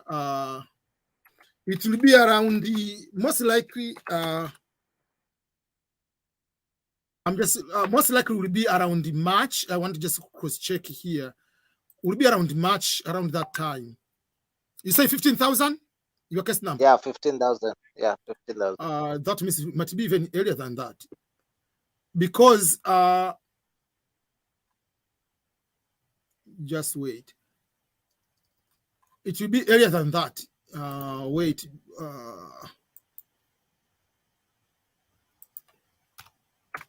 It will be, let me go to the February. If you go to the visa bulletin, it might be even earlier than that. Okay. Because that is a Maybe usual by December than March. Up to December is about you see, December is 12,000. I mean in February is 12,000. 12,000, okay. Is in February. 12,000. 12,000 is in February. Okay. So maybe they are March. So March is up to 14,000. Yeah. So March is 14,000. Your interview will be in March. So I was 14, perfect to say that. But because of the delay of the interviews, because of the COVID and all other kind of things, so you might go to April. Okay. Possible. Because people are supposed to interview maybe in November or December, sometimes they delay. Yeah. So your interview basically is supposed to be in March. April. But it March, might go to but April. maybe it will go up to April. For the delay. Oh, wow. It's not Are you doing I will just do it. Yeah. Are you going to do interview Sorry? in your country, or where are you going to do the interview? No. I will do it in Qatar. I'm now in Qatar. So I will do it here. Yeah. I was passing, like, in the month of end of August, September, I was flying to Tanzania through Qatar. So I was passing through the security there. So when I passed there, so there is one guy who's he's a black guy, so he's just doing everything. So he checked the passport. So he saw place of birth, my American passport, Tanzania. Mambo vipi? So I started talking Swahili. So all the security people, they just, what language are you talking? Yeah, so it just became like there are so many there are so many Kenyans in Qatar at the airport. Yeah, we are so many here. So many. Yeah. So many people are here. Yeah. You know, now because of this World Cup, they are bringing so many people. That's my target. Like we have World Cup next year. Yeah, possible. Time World Cup, I have to find the possibility of work travel and the drop there. The day of Cristiano Ronaldo is going to play, and the another maybe whatever, just passing through Qatar. Yeah, and then Lionel Messi. Yeah, you should visit. Maybe Argentina, Brazil. Maybe me probably. Yeah. Maybe me probably I will not be here. I mean, you'll be here already in the US. Yeah, I'll be there already. You'll be okay. So Thank you very much for meeting me. I wish all the best. What I need you to do, just like as a task, this is a very serious. Okay. Take a notebook. Yeah. Start writing. What do you want to accomplish in America? Even if it's not everything, like I want to go there, I want to go to study. Even if you don't know, like I want to get a certification on this particular field, do a research on that. I want to build my credit. Create a list of important things. If you don't have those kind of things, actually, I usually watch your video very much. Yeah, it is most of your video. I usually, I'll make a note of that. Yeah, people I have to make a note of that. What I want and what I want to do. Yeah, you make $1,000 in Qatar. You arrive here, you get 3,000 just by working at warehouse. You forget it 3 years later. Yeah, so just come here. Yes, you will start doing these odd jobs, but what do you want to accomplish? Keep doing, keep excelling yourself. Keep researching. Yeah, if you can get 2,000, 3,000 on day one, you can make 5,000. After 5 years, you can make 7,000. After 10 years, you can make 15. There is no limit. As long as you go upgrading. Yeah, sky's your limit. Sure. Yeah, of course. Yeah, all very happy to talk to you, and thank you very much. We'll talk again later. Okay, good. Okay. Thank you.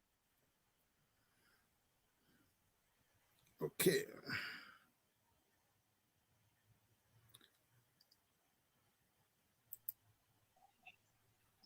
Hello. Mr. EBM Scholars, how are you? I'm all right. How are you, sir? I'm okay. This is Levium Sende from Zambia. How are you? I'm fine, sir. I'm fine. Good. Yeah, you've always been inspiring us, always wanting to get information from you. I'm glad. since morning I was just waiting. When is he going to go online? I want to talk to him. Finally, yeah. I'm checking. You've been online since 1 hour 35 minutes. You've been online for a long time, huh?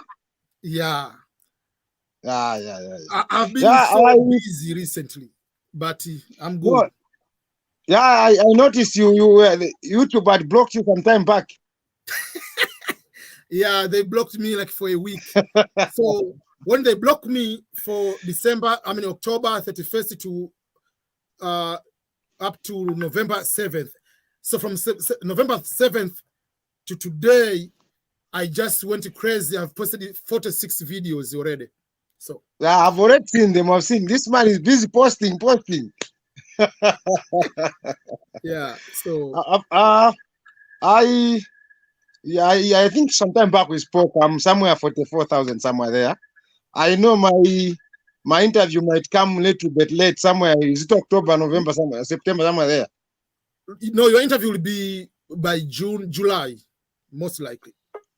Oh, that's a good one for me. You know, we're only few Zambians who won, about 56 Zambians. Yeah. How many? 56 Zambians. Wow, very few. Yeah. Because my nephew, who lives just the room behind me here, was 48,000, and his interview was about July. Oh. Yeah. So. Oh, okay. Oh, okay. So that's so I'm talking with the practical examples. Yeah. No, you've helped us a lot. Sometimes when you're showing us your house, you get so much inspired. You also want to come there and buy something back home, huh? Yeah, I'm glad. I would have loved to join the army, but I'm above age. What is your age right now? I'm somewhere 38. Oh yeah, you are just 1 year above the requirement for the Air Force. Air Force is, I think, is 37. And it hurts me. I wanted first to just get the first citizenship within 1 month. Yeah. Yeah. You don't know what you're doing to the world. You've taught us a lot. We're learning a lot from you and want to be YouTubers like you. I was talking to one lady yesterday, Edwina, who is the DV lottery winner. So I asked, like, you won the DV lottery. You don't need to wait until you are America to start your YouTube channel. If you want, you can start recording now when when you're arriving here. Because for me, I can tell you everything you need to know about the Green Card lottery, but I never won the Green Card lottery. So for you, you were the DV lottery winner.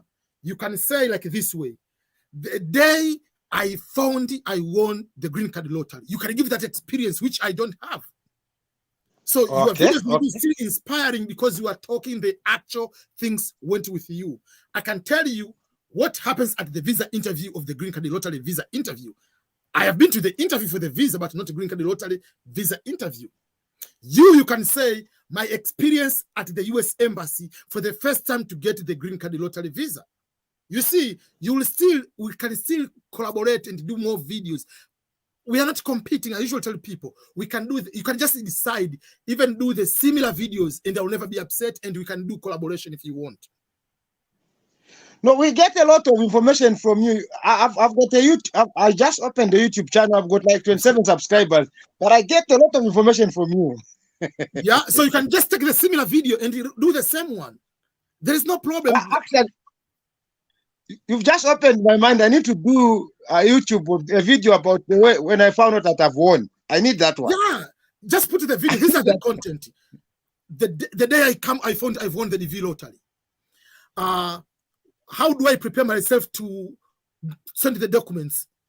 How do I prepare myself for the interview? What is going in my mind at preparing myself to go to American life, knowing that I'm going to be permanent in America? What will I do if I'm in America? You prepare, and then while you are here, you make another video to compare with the previous, like, this is what I wanted. Now I'm here. Do I do the same thing? You can do so much. And another advantage of YouTube for you as immigrant here, this is another advantage. Brenda is here. She can prove you to this way. What happens is American life or Western life in general is so individualistic lonely, depressing life. It's not just like you are going to your country, going to the neighbor, started talking to another person here and there. But while you are here, I don't need to go to the neighbor. First of all, it's cold. I can stay 1 week. I haven't opened my door, even opening the door, front door. Now I'm working from home. I can go anywhere. So YouTube, it can come is another community. I'm traveling now to Zambia. I'm traveling to Uganda, sharing about Matoke stories. So it is another way, because if I don't do YouTube after work and the food with the family, what I do, I watch Netflix, watch YouTube, other videos, watching soccer. I can make those content too. So this one is giving me to connect with other people and to be productive and not be depressed.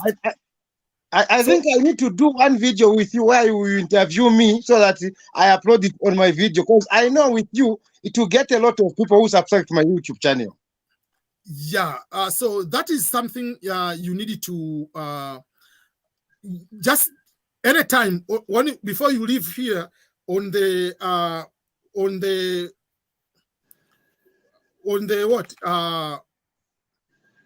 before you leave here, just go on the private, send me your number, WhatsApp number. Okay, I'll do that. Then we can arrange, we can do. My aim is to see so many YouTubers from Africa. We don't need to have YouTubers only about comedy. Yes, they can make money, but we are not comedian. We can have productive content for other people to inspire. That's why I opened the organization. I opened the organization. It's called A Masterpiece, because you don't need to be Steve Jobs or Oprah Winfrey to inspire people. You are inspiration to others in so many ways because you are God's masterpiece. Each person is masterpiece on this planet Earth. So you have way to contribute. You have way to make better life of other people. For you, you are one video. Even if it will be 5 people have watched, you never know. One person of those has learned something, will go to help another person, another person, another person. No, thank you so much, EBM Scholar. I've always wanted, and once I get there, I would want to see you in person, because I started watching your video 3 years ago. Wow. I've always been watching. It's you who taught me how to edit the pictures, and this year I helped a lot of people. More than 40 people I was helping to apply for them. Because you gave me 2 applications. The other application was the green.photo.com. I've been using that one. I saw from your YouTube channel. Then there's another one that puts it in very well. I watched it from you again. So I've helped a lot of people to apply through you. That's how you should tell people. Another, yeah. So one of the things which I'm talking to you right now about, you must do the video. This is the book I'll be writing to tell people to make sure that they have to make they have to be a YouTube. So this is a blueprint how you can make a YouTube. Okay. I mean, you are not going to be a millionaire, obviously, but you can be able to help others, yourself, and even down the road, you'll be able to make money on YouTube because of what you are doing. Yes, so sir. Yes. That is something people. Otherwise, I appreciate you so much.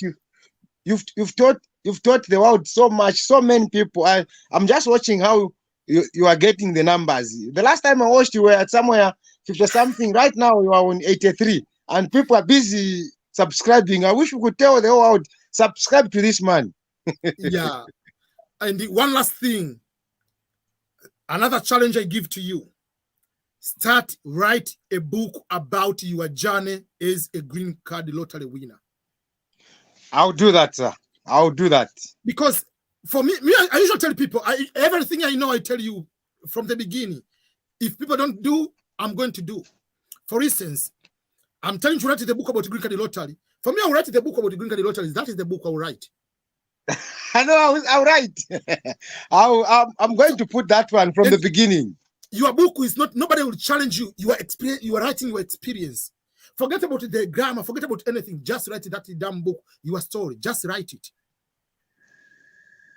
Write your story. Nobody can go and say, this is not true. It's not true. You are the one who won. Chapter 1. The day I applied the green card lottery. Did you pray before? We want to know. What time did you apply? What clothes did you wear on your photo? People want to know those kind of things. Smaller details. You never know. How can those help someone? That's why I usually tell people, just write that damn book before you die. That is another book for next year. Next year will be the busy year. I'm trying to write at least 5 books next year. No, I need to get some of your books. I need to be reading them because I followed you way back, just trying to see you in the army, graduating, and all those things. I've just been following you, and I get so much inspired. So now you've just given me. I did need to appreciate you. I'm going to start my book and even do some videos how it was until finally we learn that side. You are welcome, sir. Thank you so much, Mr. EBM School. I've put in the chat box my number. I don't know. Maybe I'll put in the chat box. I saw the number. Thank you so much. So we can be in touch, sir. Okay, bye-bye. Thank you so much. Bye.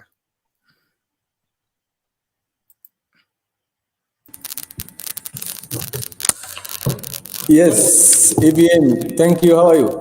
I'm doing good. How are you? I'm very fine also.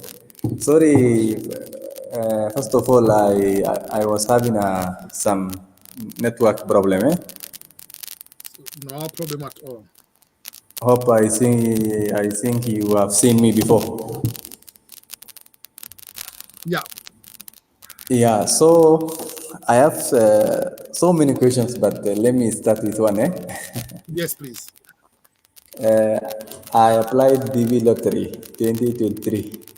Yes, of that's which, very good to start with. yeah. Let me try my luck. So the first question is, when I become successfully or been selected, and I applied before as a single. So kindly, in the next form D260, DS260, Yes. will I able to add the new things that maybe I married, okay? Such things, can I able to add? Is it Yes. will it bring a challenge later on the No interview? challenge.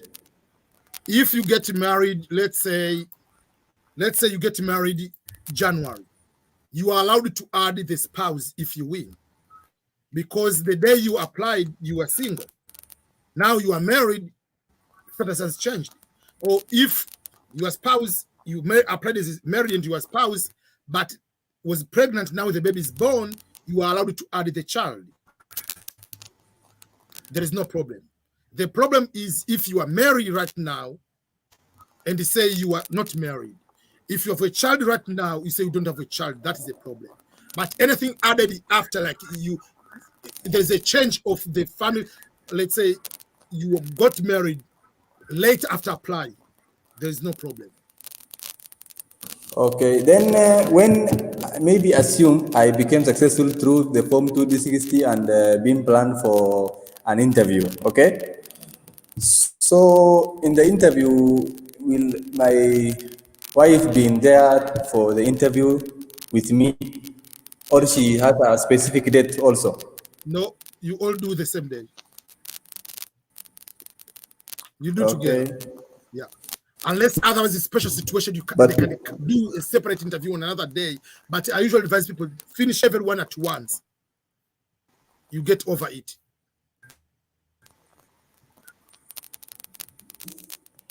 Maybe assume I travel to somewhere, so another country. Yeah. I want. So can I able to, and of which that country I didn't apply I didn't add in the application earlier. But can I make it there for the interview for that country that I was? You can do interview in any country as long as on the visa form DS260 you indicate the country where you're going to do the interview. Okay, can I able to get the other question? Can I able to know what brings challenge to this form DS260 for one to, and maybe assume he was successfully being selected, but in the next selection for the interview, maybe he has failed or he has been rejected for what reasons?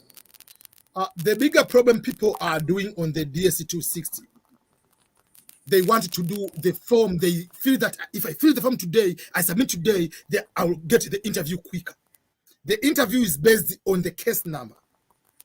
So while people they are doing that when they start rushing, don't rush. There is no competition to finish the DSC 260.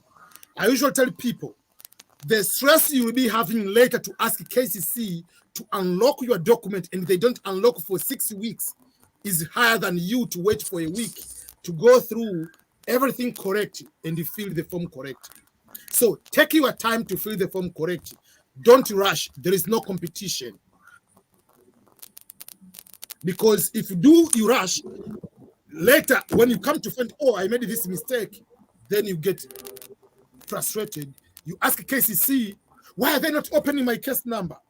Yeah, why did you rush? They are busy dealing with thousands and thousands of people. So the biggest thing, don't rush.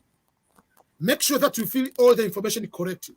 You do not know something, research first before you go and assume. Remember, the form is going to fill according to the American regulations, according to American lifestyle. When they say social security number, do you want a social security number? And for you, you do not know, you say, no, I don't want. Do you know even what is the social security number? Even today, someone asking me, I mean, it was yesterday night on my time, someone asking me the question, my child is 10 years old. Can I also accept that also she needs the social security number? The social security number, even a 1-day-old child, the first day is born, is given the birth certificate and the social security number. That is identification that you are here in America.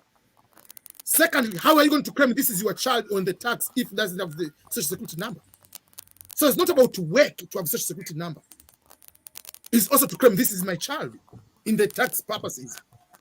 So there are so many things you need to research before you just rush on filling the DSC 260. And even I have a video on how to fill the DSC 260. But overall, just don't rush. That's the biggest thing. The other thing is about the experience, eh? Yes.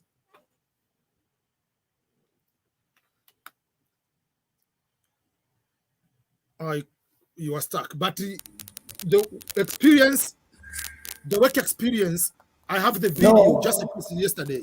Wait, let me finish. About the experience, I am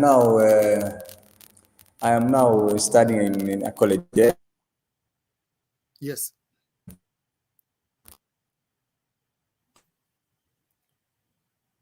You are stuck again. So most probably I will finish soon, eh? Yes. Yeah, sorry.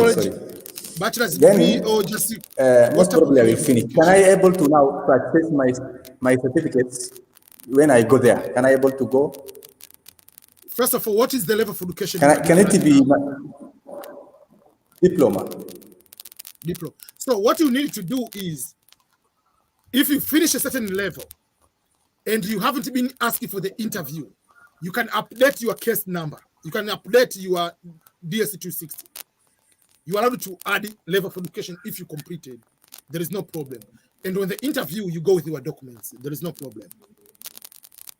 But those certificates, can it be for experience? Because I don't have. No, certificate is not for experience. Education is education, and work experience is work experience. So I have to make it. Did you finish high school before you go to college?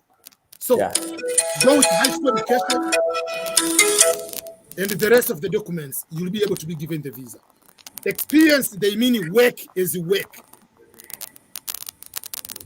So if you have high school, you qualify to be given the visa without even 1 day of work experience. Then if you have high school and work experience and diploma, all those are added advantages. So go with all in the interview. Okay. The other thing is, for how long will it take for this form, this 260 plus the interview? Depending on your case number. Someone with 2,000 is So very different. when will you get the case number? After you The day you have won, been selected? you have been selected. That the letter has a case number. Oh, on the day of being selected. Yeah, that letter has a case number. That when you say you have been selected, don't look anything else. Go look on the bottom. There is a case number. That is the most important information you need to know, because that will determine when you'll be doing interview or whether even you'll be called for the interview. Because if your case number is 100,000, obviously you're not going to be called for the interview. So don't celebrate anything. Okay, the case number. How did I know whether I am close or so far? Any number below 50,000, you are good. 50 Just below. Before 50, below 50. Yeah. Starting from 51,000, you are in trouble. Yeah. Okay. Good. The other thing is the day I was applying, I applied while I was just somehow open my mouth on the photo. Don't worry, not a big deal. Not a big deal. The biggest problem, if you wear glasses, that's a problem. Opening a little bit of mouth, that's not a problem. Relax. No, I was told that when you open your mouth, your face shape will change. It's not a problem, trust me. It's not a problem. The problem which is going to allow you wearing glasses, background, turning around this way, looking up, but that's just a little bit up. It's not like you're not Marine, remember that. You're not in the US military like you have to be this way. No. I mean, if you open, those are not a big deal. Don't relax. Take it easy yourself.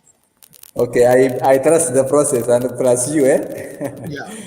Okay, the other thing is when I have relatives there, I don't know where they are living, but I have some relatives there actually. So how will they know that I am the person they were looking for on that specific day? Where? When I may go there, where? Like where in the US? On the airport. I don't understand your question. No, I am saying when I go there on the spot, At the airport. they will actually, on the airport, America, they will actually give me the green card, is it? You have the visa. You enter in America. You still have the visa. It's called a green card visa. It's a visa on the passport. The card you are not given on the first day. The card you will get after about 6 weeks later. You don't get the green card, the actual card, right away. The card you get at least 6 weeks later. When will I give? When? At least 6 weeks later, you'll get the card, and the card is coming to the address.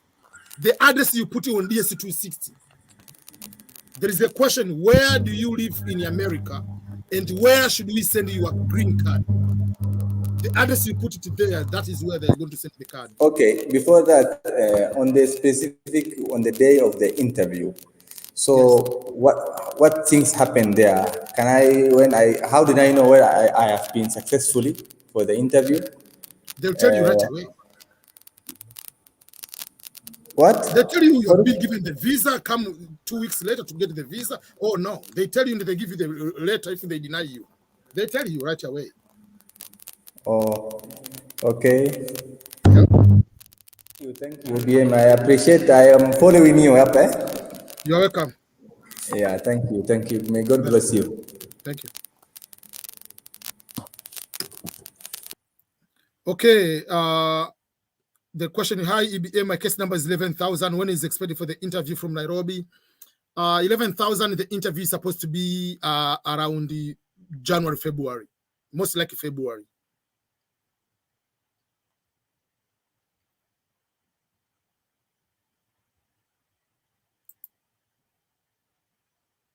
Hi, EBM. Thanks for the content sharing. I do really appreciate that, sir. My friend won the V 2020.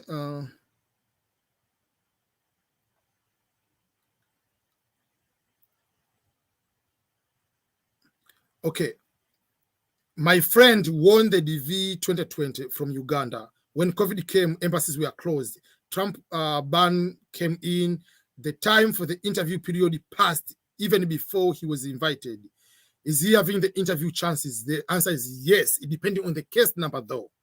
Remember, there is a lawsuit made the decision already that they will process up to 10,000 more cases. People will be given the green card, but that will be depending on the case number. If the case number is low, we'll be getting that visa. What can I do if I lost my vaccination record and can't get replacement? You will pay, they will do another vaccination on your body. That's what they do. How do I join the call? Okay, I prefer people who are here, want to join you, put your video on. If you want to be here, please put the video. Oh, it's very, very late. I'm sorry. I assume we are all like afternoon here. Yes, EBM, how are you? I'm good. How are you? Hello. Yes. First of all, thank you so much for your show. You have really inspired very many people. I actually started following you, I think, in January this year, but I had seen videos of yours very much earlier, a few years back. But I wasn't sure if I should trust or not trust. But now I've seen the content is good and you're a trustworthy person. My questions are two. The first question is, I'm a graduate from here in Uganda, but I'm an average student. I'm not first class. I was in second class. And I was inquiring about scholarships that take in students that are not like Fulbright, if I may use that word like you usually say. I don't know if that just means people who are extremely bright, or it also takes us who are average. Are there scholarships that take in fairly average students? Then my second question would be, when I was applying for the DV lottery, I submitted my photo, but then when I checked again using some other website, it told me my head was big, over 69% big, something like that. Repeat the second question. Sorry? Please. Repeat the second question. My second question is, when I was applying for the DV lottery, yes, there's some website I went to and I submitted my photo, and it told me my head was big. Yeah. Now, generally, I'm a big person. My head is big. I also have a lot of hair. So I do not know. That is my biggest worry. It told me my head was big. Otherwise, the application was successful. So I don't know. Maybe you could advise me on what, if I should still have any hopes, or I should just leave and wait for next year. Let me start with the photo question. The photo question is correct. There is no problem. Why there is no problem? Remember, what makes you be denied from the photo? Above 240 kilobytes. The photo to have, you are wearing glasses. Background not to be plain or white. To also like to have like shadows, like looking on the side, uploading upside ways. Those reasons automatic rejection. Then if you put the photo onto that particular website, remember that website is specific for photo to be given the visa, not to apply for the lottery. That's why when you win the lottery, you don't need to take a photo using your phone, no matter what your phone is. It is better to go to the professional studio to take into the exactly measurements. So I have examples of 10 people with the normal photo, using the normal photo with the phone, just normal, like those you put in those websites. They say, baby, eyes, whatever happened, and they are winners. So don't worry. You are good to That's good news. The other question about scholarships. Yes, scholarships for average students, people who are not A class. If you have upper second class, you will get good scholarships. Yes, because I'm upper second class. Upper second class, that is very, very good GPA. Go on the link and download this book and read the book. Or just go to, that is the scholarship book. That one you will be able to see. Even if it says for study for America, That Yes. book, you'll be able to download that book. It helps for masters, for everything. It will be able Yes. to help you with that. So, Oh. or if you go to my YouTube channel and then click on a playlist, if you go on the playlist, you'll be able to see scholarship opportunities. Click scholarship opportunities, you'll be able to watch all the videos about scholarships. Mm. Yeah. Okay. Thank you so much, sir. You're welcome. I really appreciate. Okay.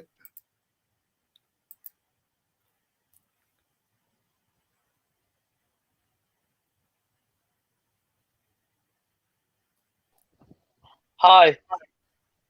Hello. Yeah, EBM, how are you? I'm doing fine. How are you? Yeah, I'm fine. I'm fine.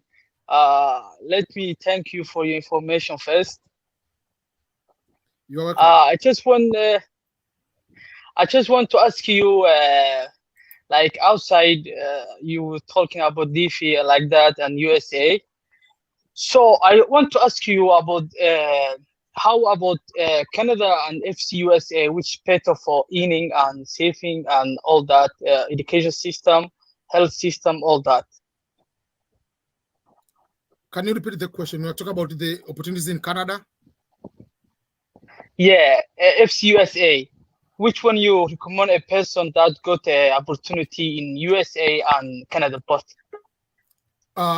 If you go to Canada, Canada has so many pathways or opportunities for someone to become a permanent resident of Canada than in the US. The ways to become permanent resident, Canada has more opportunities. In the US has a fewer opportunities. Most of them are related to sponsorship like marriage or parents sponsoring children, children sponsoring parents. Most are related to the family. Very few that because I have 2 years of work experience, let me apply to get a green card. In the US, it doesn't work that way. Even if you have 10 years, you don't just apply for permanent resident unless otherwise your employer wants you to get a green card. But in Canada, you yourself, you can apply just by having 2 to 3 years of work experience in Canada. You are allowed. So Canada has more pathways or ways to become a permanent resident than the United States. But once you become, if you ask me, how about living? What? How about? Yeah, how about living? How about living? For example, for earning and saving. But that's what my other point. So if you are a US citizen versus a Canadian citizen or a green card holder of US and a permanent resident of Canada, who has more opportunities over someone in the US? There are two things I'm talking here. The way to become permanent resident, Canada has more opportunities to become permanent resident. But after becoming permanent resident, who has more opportunities in the life? Obviously, is the US. Why? US is very simple. It is a combination of 50 countries. Canada is one country. So it's 50 against 1. Population of California is higher than the population of Canada. In Canada, if you don't get a job in one or have difficulty from one industry, yes, you can find another job, but it's within one country. For me, I started West Virginia. I went to another country. If you consider a state as a country, I went to California. Now I'm in Missouri. I can go to any other state and start the brand new life and enjoy the life. But in Canada, we're still strict in the same country.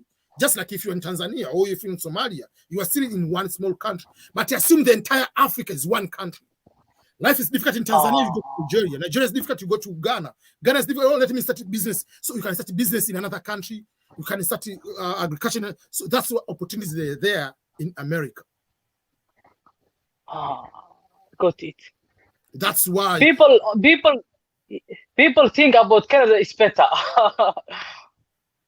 I mean, it's easier to get its permanent resident, I agree. But on the greatness, even the confidence. Someone is a Canadian citizen. Even nobody is getting threatened. I'm a US citizen. Yeah. You show that the crime is low. The ego Canada, is a different story. So you are saying that if you for saving money, working and getting a good job, and the job, the job, the salary might be almost more or less the same, But opportunity the for opportunity. me Yeah. to quit job in one state to go to another state and start over, it's easy. Very easy in USA. To say I can start one business. If it doesn't work, I go to another business because the population is 400 million people. I can do on eBay, but in Canada you are dealing with a small country. I mean, small is bigger, but the population is just in a small area. Larger percent of Canada is only very, very cold area, but in the US you have all the weather. You have everything you need. That's the advantage of the two. Yeah. But if you ask me my advice, where should I go quicker to succeed? Like by succeeding to become permanent resident, obviously I'll tell you to go to Canada first, because Canada will be easier to get permanent resident than in the US. But if you tell me choose between becoming a US citizen and Canadian citizen, I have two options. Over my dead body, obviously I have to choose the US. Yes. It's just you are asking me Manchester versus Real Madrid. Obviously I choose Real Madrid, the best club in the planet Earth. Yeah, but people, assume, I don't know that thing, but most people, I don't know if you saw that one, but people assume that Canada. People assume because the reason why people assume, because there are misconception about Canada, that Canada population is small. You just go there, everything is just there. No, it's not that way. So people assume you just show up in Canada, they give everything on your hand. No, there are homeless also in Canada too. Life is just the same. Yeah. Just the simple question is, how many Canadians are planning to become US citizens, or their dream is to come to America, versus how many Americans have dreamed to go to Canada? Very few Americans have a dream to go to Canada, but there are dream of many Canadians to come to America. Just to see the differences there. Yeah, even someone wants to come to LA or New York, but not New Yorkers is dreaming to go to London. Yeah. No. You're right, man. So that's really very informative information. Really, thank you, Mr. EBM. Really, thank you so much. Yeah, I'm gonna give thanks people behind me. So I really appreciate. Thank you so much, man. Thank you. Bye. Bye. Okay, bro. Hello. Hello, Josh.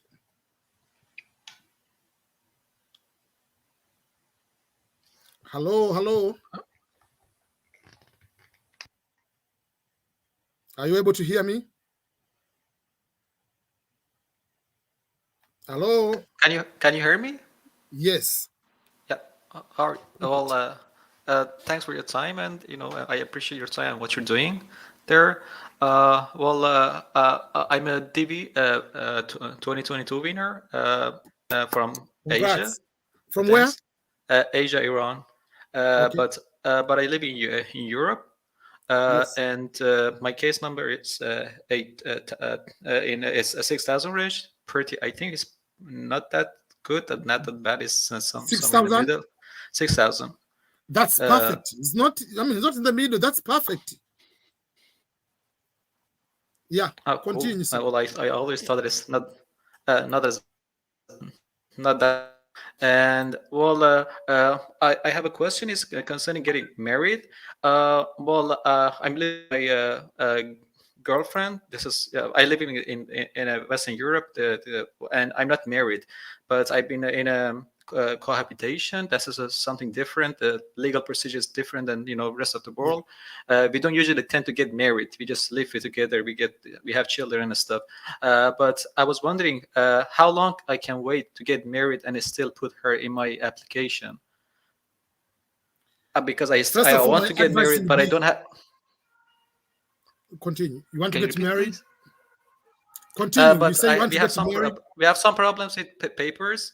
And it's gonna arrive around like 2-3 months. Do you advise to get married in 2-3 months, or just continue as it is, and then if I get the green card and then apply for her? My advice will be, make sure you get married first.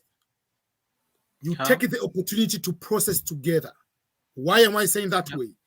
If you process together right now as husband and wife, it is the golden chance, golden opportunity, both of you to be given a green card from day one. Oh, cool. If you come yourself, you get a green card, you get married later. Yeah. It will take you 3 to 4 or 5 years to bring your wife here. Because it will be a green card holder marrying a foreigner. Yeah. So the game is changing.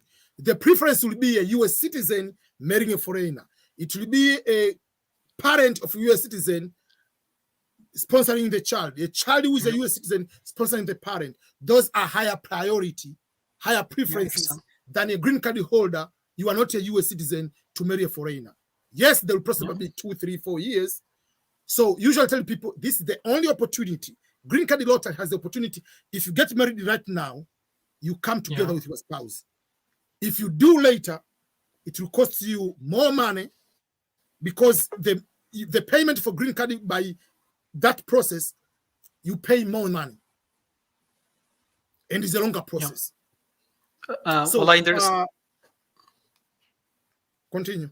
I understand about the financial worries, but I'm just trying to understand, am I putting myself in risk? For example, if I get married in like 3 months period, to put her in my application?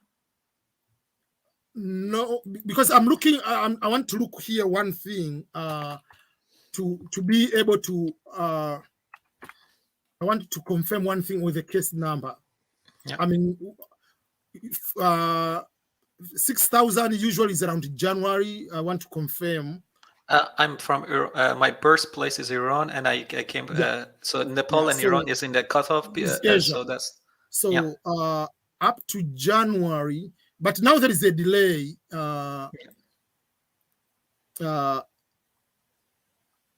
By January, someone by January, someone is in Iran, they'll be able to process, because in Iran they process up to 4,700 by January, I think. By February, someone in Iran will be, that is March, just wait. Let me put it February, because I want to be specific when I'm giving you this advice, so that we okay, let me share the screen so that you can see what I'm doing. So this is the visa bulletin for, let's start with February. We are talking for this year, for February. So February, for people in Iran, in Iran, there will be up to 3,000. This will be February. So in the March, so March will be 3,000, whatever. So will it be around April? So by April, you'll be having, so 3 months from now, you'll be very good. So let's go for the April.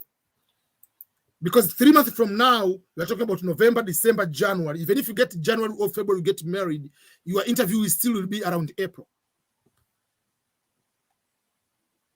So you see, the month of April, you'll be 4,000, and if you overall Africa is different from, I mean, from Asia, but if you are from Iran, you'll be around 4,700. That will be April. So Iran, for the month of May, will be up to 6,000. So your interview basically will be around April, May. That will be your interview date. For the 4,000 something. So if you get married until February, you'll be able to request the documents, to request the KCC to unlock and add your spouse, and then submit the documents. So that's why the interview will be around May or June, whatever it is, you'll be able to process with your wife. My advice will be, it doesn't affect anything. Just get married, as long as it's not more than February, you'll be able to process everything together. Well, we're still, trying to get some papers, because I'm a foreigner here, and then she's a Belgian. and we have some problems with the paper to get married here. So that's the reason you're waiting for some documents to be able to get married. She's my fiance like for more than a year, and you were planning to get married even before, but it's still you're waiting for some papers. And so that will be able to help to come together right away, because otherwise it will take you longer and other things, all those kind of things. And even if one thing, this is very important, even if something maybe you haven't finished, but you have the interview, the KCC, they send you the interview maybe on, let's say, April 15.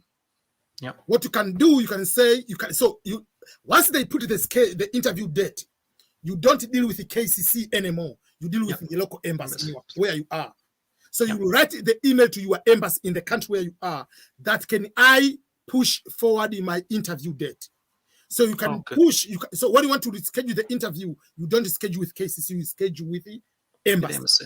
So you tell them, I want my interview to be in July, because I'm processing to get married. Once you get married, you communicate with the embassy, and then there is a way you can still add the person. There is a very complicated way to change on the DS-260 once they put the date, but still they can process that one, and you'll be able to come with your spouse.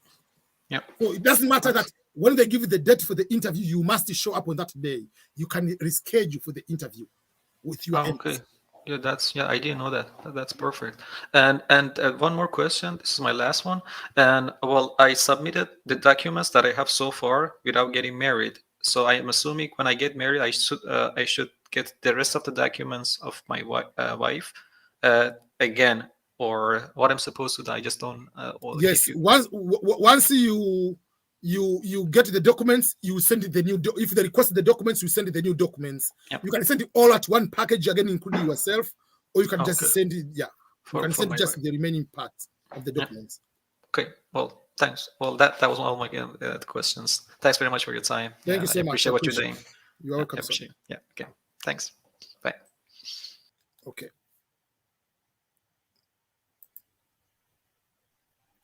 Hello. I just started, then. Okay.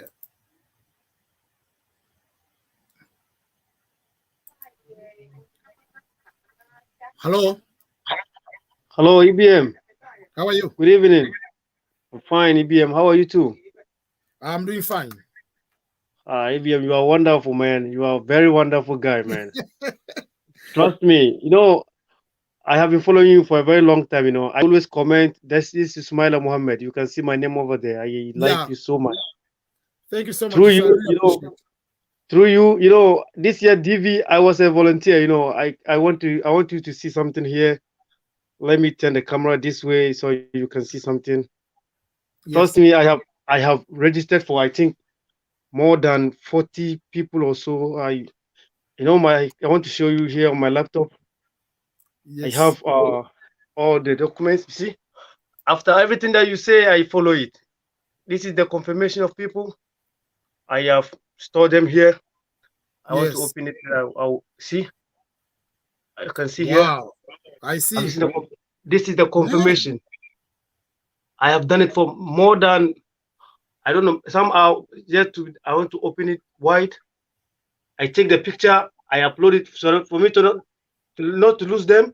I keep them here in my file, so if anywhere that I go, though I have sent the confirmation. You see this one is for Abuaji. You can see Abuaji Michael. This and this is the sources. You see up there is sources.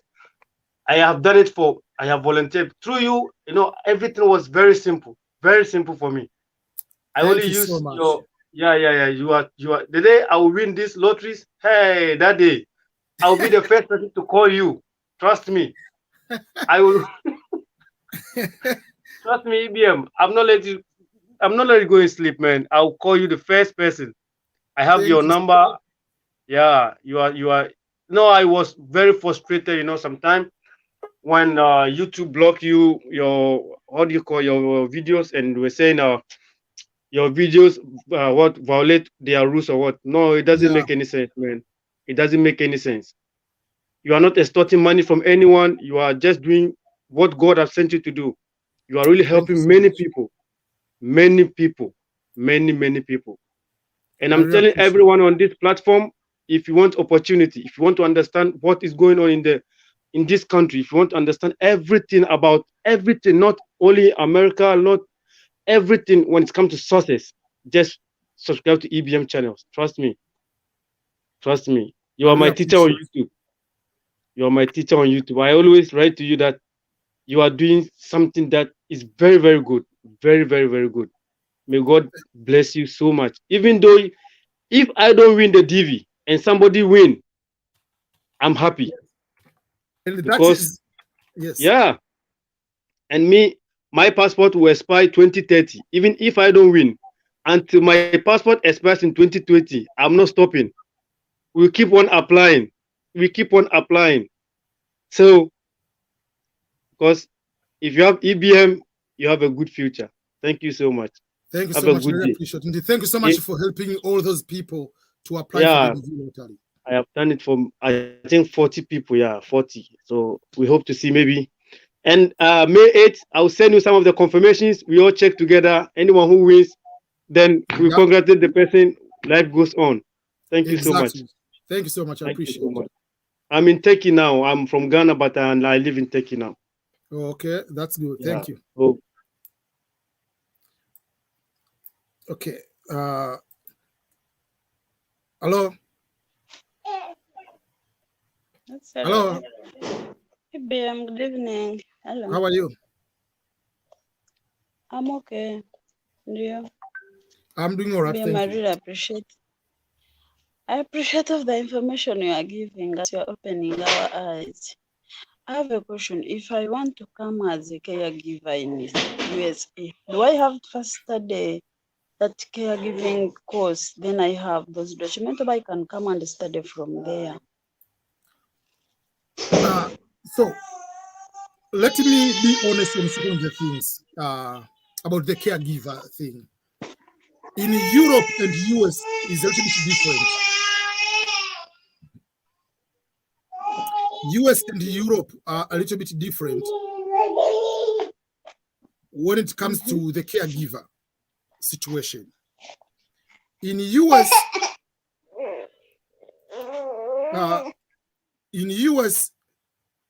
is a very bit complicated than Europe. In Europe, it's easier to find those caregiving job or pair, whatever they call them, those processes. It's very easy to find them, those processes, because they have those visa types to support those areas. In the US, when it comes to the work, they prefer to have professional work under what is called H1 visa. Meaning, the question is, if a company is going to hire someone from outside, they have to prove that this job cannot be given to any American. That's number one. So that is limiting many people. But when it comes to the caregiver, it becomes to the individual. And the majority of Americans cannot afford to have a caregiver. Why? The law is like this way. There is a minimum dollar. Each state has a minimum amount per hour. So let's say my state, let's say the minimum dollar per hour is $10 each hour, minimum job. So if you come to work here as a maid, caregiver, whatever it is, you will take the $10. You are supposed to work 8 hours per day. So per month, you are going to work 160 hours. So if you're going to work 160 hours, it means you are going to times 160.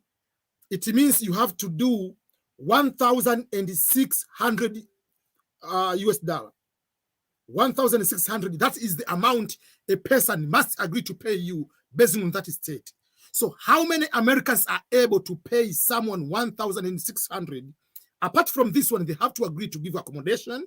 They have to agree to give you medical, and not more than 8 hours per day. So it is easier for Americans to take a child to a daycare than having someone to come from another country.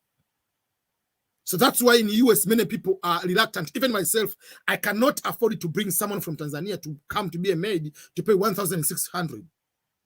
That's why you decided my wife will be able to stay at home stay with the kids, me working at the moment. When the kids are growing up, we can both be able to work. So people are taking that sacrifices because it's more expensive here to have a child, or also to have someone to help you. And in the US, it's different from going to Qatar, going to other European countries, Eastern European countries. Wherever you come here, if someone doesn't pay you what you agreed or give you more hours without overtime, if you go to sue, it's going to be person be taken to the prison as modern day slavery practice. So it is very complicated. People are fearing that. So it is easier to find a day babysitter, just come and stay with my kids for 2 hours, or I can take it to the daycare and pay $1,000 per month. Professionals do their job. So that is the problem. And if someone wants to do that, they have money, they usually use people who are already here already. But there are some few people, they have money, they want someone from their own country for the cultural reasons. I want my child also to speak Swahili. So I want a babysitter to come from Tanzania or Kenya. If you can do that, it's okay. But not many people in the US can afford to do that. That's why that one usually is very complicated compared to the countries like Canada. Canada, you can do those. European countries, you can do that because the country has maybe 60 million people if you go to Norway. And there are so many people who are older or elderly already. But in the US, population is 400 million people. There are so many people can do that job than in Europe. You find maybe already 40% are old people. But in the US, 40% is not old people. Sorry, one sec. Those ones. Yes. So that is the problem for. So it's better to. Yeah. So those jobs are mostly in Europe. You can be able to get them than in US. Okay. In US is until individual wants to hire you, can process that, go to the labor. There is a certain process, and they have to do that to sign that contract before you come here. That's why you see even most of the companies, they find the people to go to work. They are more into Europe or Canada, other countries, but not US. Mostly, you can get them, but not a lot in US. Okay, thank you. Thanks, EBM. We love you so much. I really appreciate it. Okay, everyone, it is already, I've been here for 2 hours and 32 minutes. And I have to go to do shopping because my wife, that's why I was receiving text messages here. That's why there is that challenge a little bit. Okay, so I know there are so many questions here. I will not be able to do all the questions, and I'm not be able to add some more people here. I have to go and do some because it's one. So sorry. Let me, if you are the last person, let me. Hey, hello, EBM. Can you hear me? I can hear you, and you are the last person to have this. Thank you very much. I just have a quick question. I am from Tunis, and I wanted to know what are the odds for winning the DV lottery? Usual majority of countries in Africa is one person in 150 people. Mm-hmm. In every 150 people, at least one person is the winner. But that changes if you go for country specific, it changes. If you go for Tunisia, just as Tunisia, I haven't looked at the number, but it will be around one in less than 100 people. Because so it's good. Most countries, there are so many winners. So if you take the number of applicants in that country, a number of people who have won in that particular country, you find that the ratio is maybe 1 in 75, 1 in 85, but it's one less than 100 people. But overall, as Africa, each country in 1 in 150, 156 people, one is the winner. But if you go to specific, averaging every 100 people, there will be one winner. So personally, I have better chance than majority of people. You might have better chance if someone, let's say, in your country versus maybe, let's say, someone, someone in the Swaziland. Applicants maybe there are 2,000 people, and the winners are 2. So someone in Swaziland, in 1,000 people, one will be the winner. So you have better chances than other countries, but not everybody, depending on how many applied in that country and how many have won. If you find the ratio, that is how the ratio becomes. All right, thank you. That was my question. Thank you very much. Okay, thank you. Have a nice day. You too. Okay, so I have to end right now, everyone. Robert, you say you have one last question. Okay, how are you, Robert? I'm fine, Mr. EBM. Yes, please. First of all, I want to thank you for the good work you're doing for us, actually. Yeah, you are doing a very nice work for us. So, my question. I'm fine, Mr. EBM. Yes, I can hear you. Oh yes, yeah. So my very last question is, if I applied when I was single, and maybe suppose I win this DV lottery, and now I want to fill the form. Is it possible for me to fill married, and then I get married, then I go with the wife, or what is the procedure here? You get married first, and then you add your wife in the visa form. If you win the lottery, you apply as single, and you are single, you get married. Then you add your wife. So you don't just add your wife and then you go to get married, because you have to put the date of marriage. Okay, and all right. You'll be allowed to come with your wife in America. All right. Yeah, there is no problem. The same way, if the child is born after applying, you will come with your child. You add your child. Okay, thank you so much. Okay, thank you and goodbye. Okay, Eunice, okay, you are the last person now. Okay, you are gone. Okay, I want to say thank you each and everyone who is here. Please, before we finish, one last thing, as I was trying to explain, I want you to do me one favor, please. As I said, I've opened the new organization I'm working on. It's called amasterpiece.org. It's a new organization.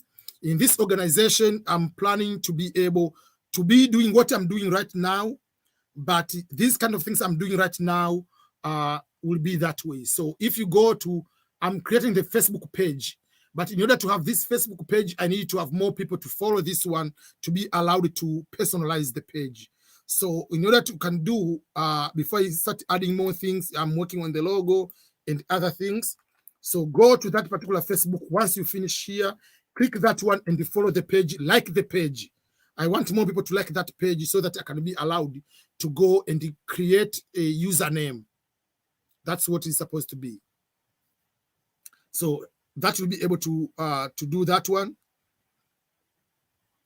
We can be able to do so by next year. We'll be able to do a lot of this information. So coming soon will be more about this particular opportunity, which I'm trying to explain for people to. There's something I'm doing right now will be the one coming up. So this will be amasterpiece.org, talking about how to inspire youth, scholarships, immigration, cultural, exploring the global opportunities around the world. So those are the things we'll be able to do in coming year. So thank you so much. But also I'll be able to talk about, I'll be making a lot of books next year. So get ready for next year. All these books about opportunities in other countries will be able to talk about, will be able to inspire people to write books, to make their own books. So next year will be a very busy year. I want to say thank you each and everyone who took the time to come here and spend almost 2 hours and 30 minutes live with me. I really appreciate it. May God bless you. Enjoy the weekend. We'll be able to do live stream in coming days very, very soon.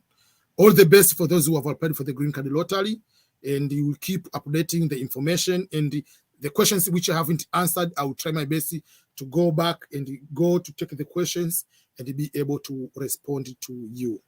Okay, goodbye.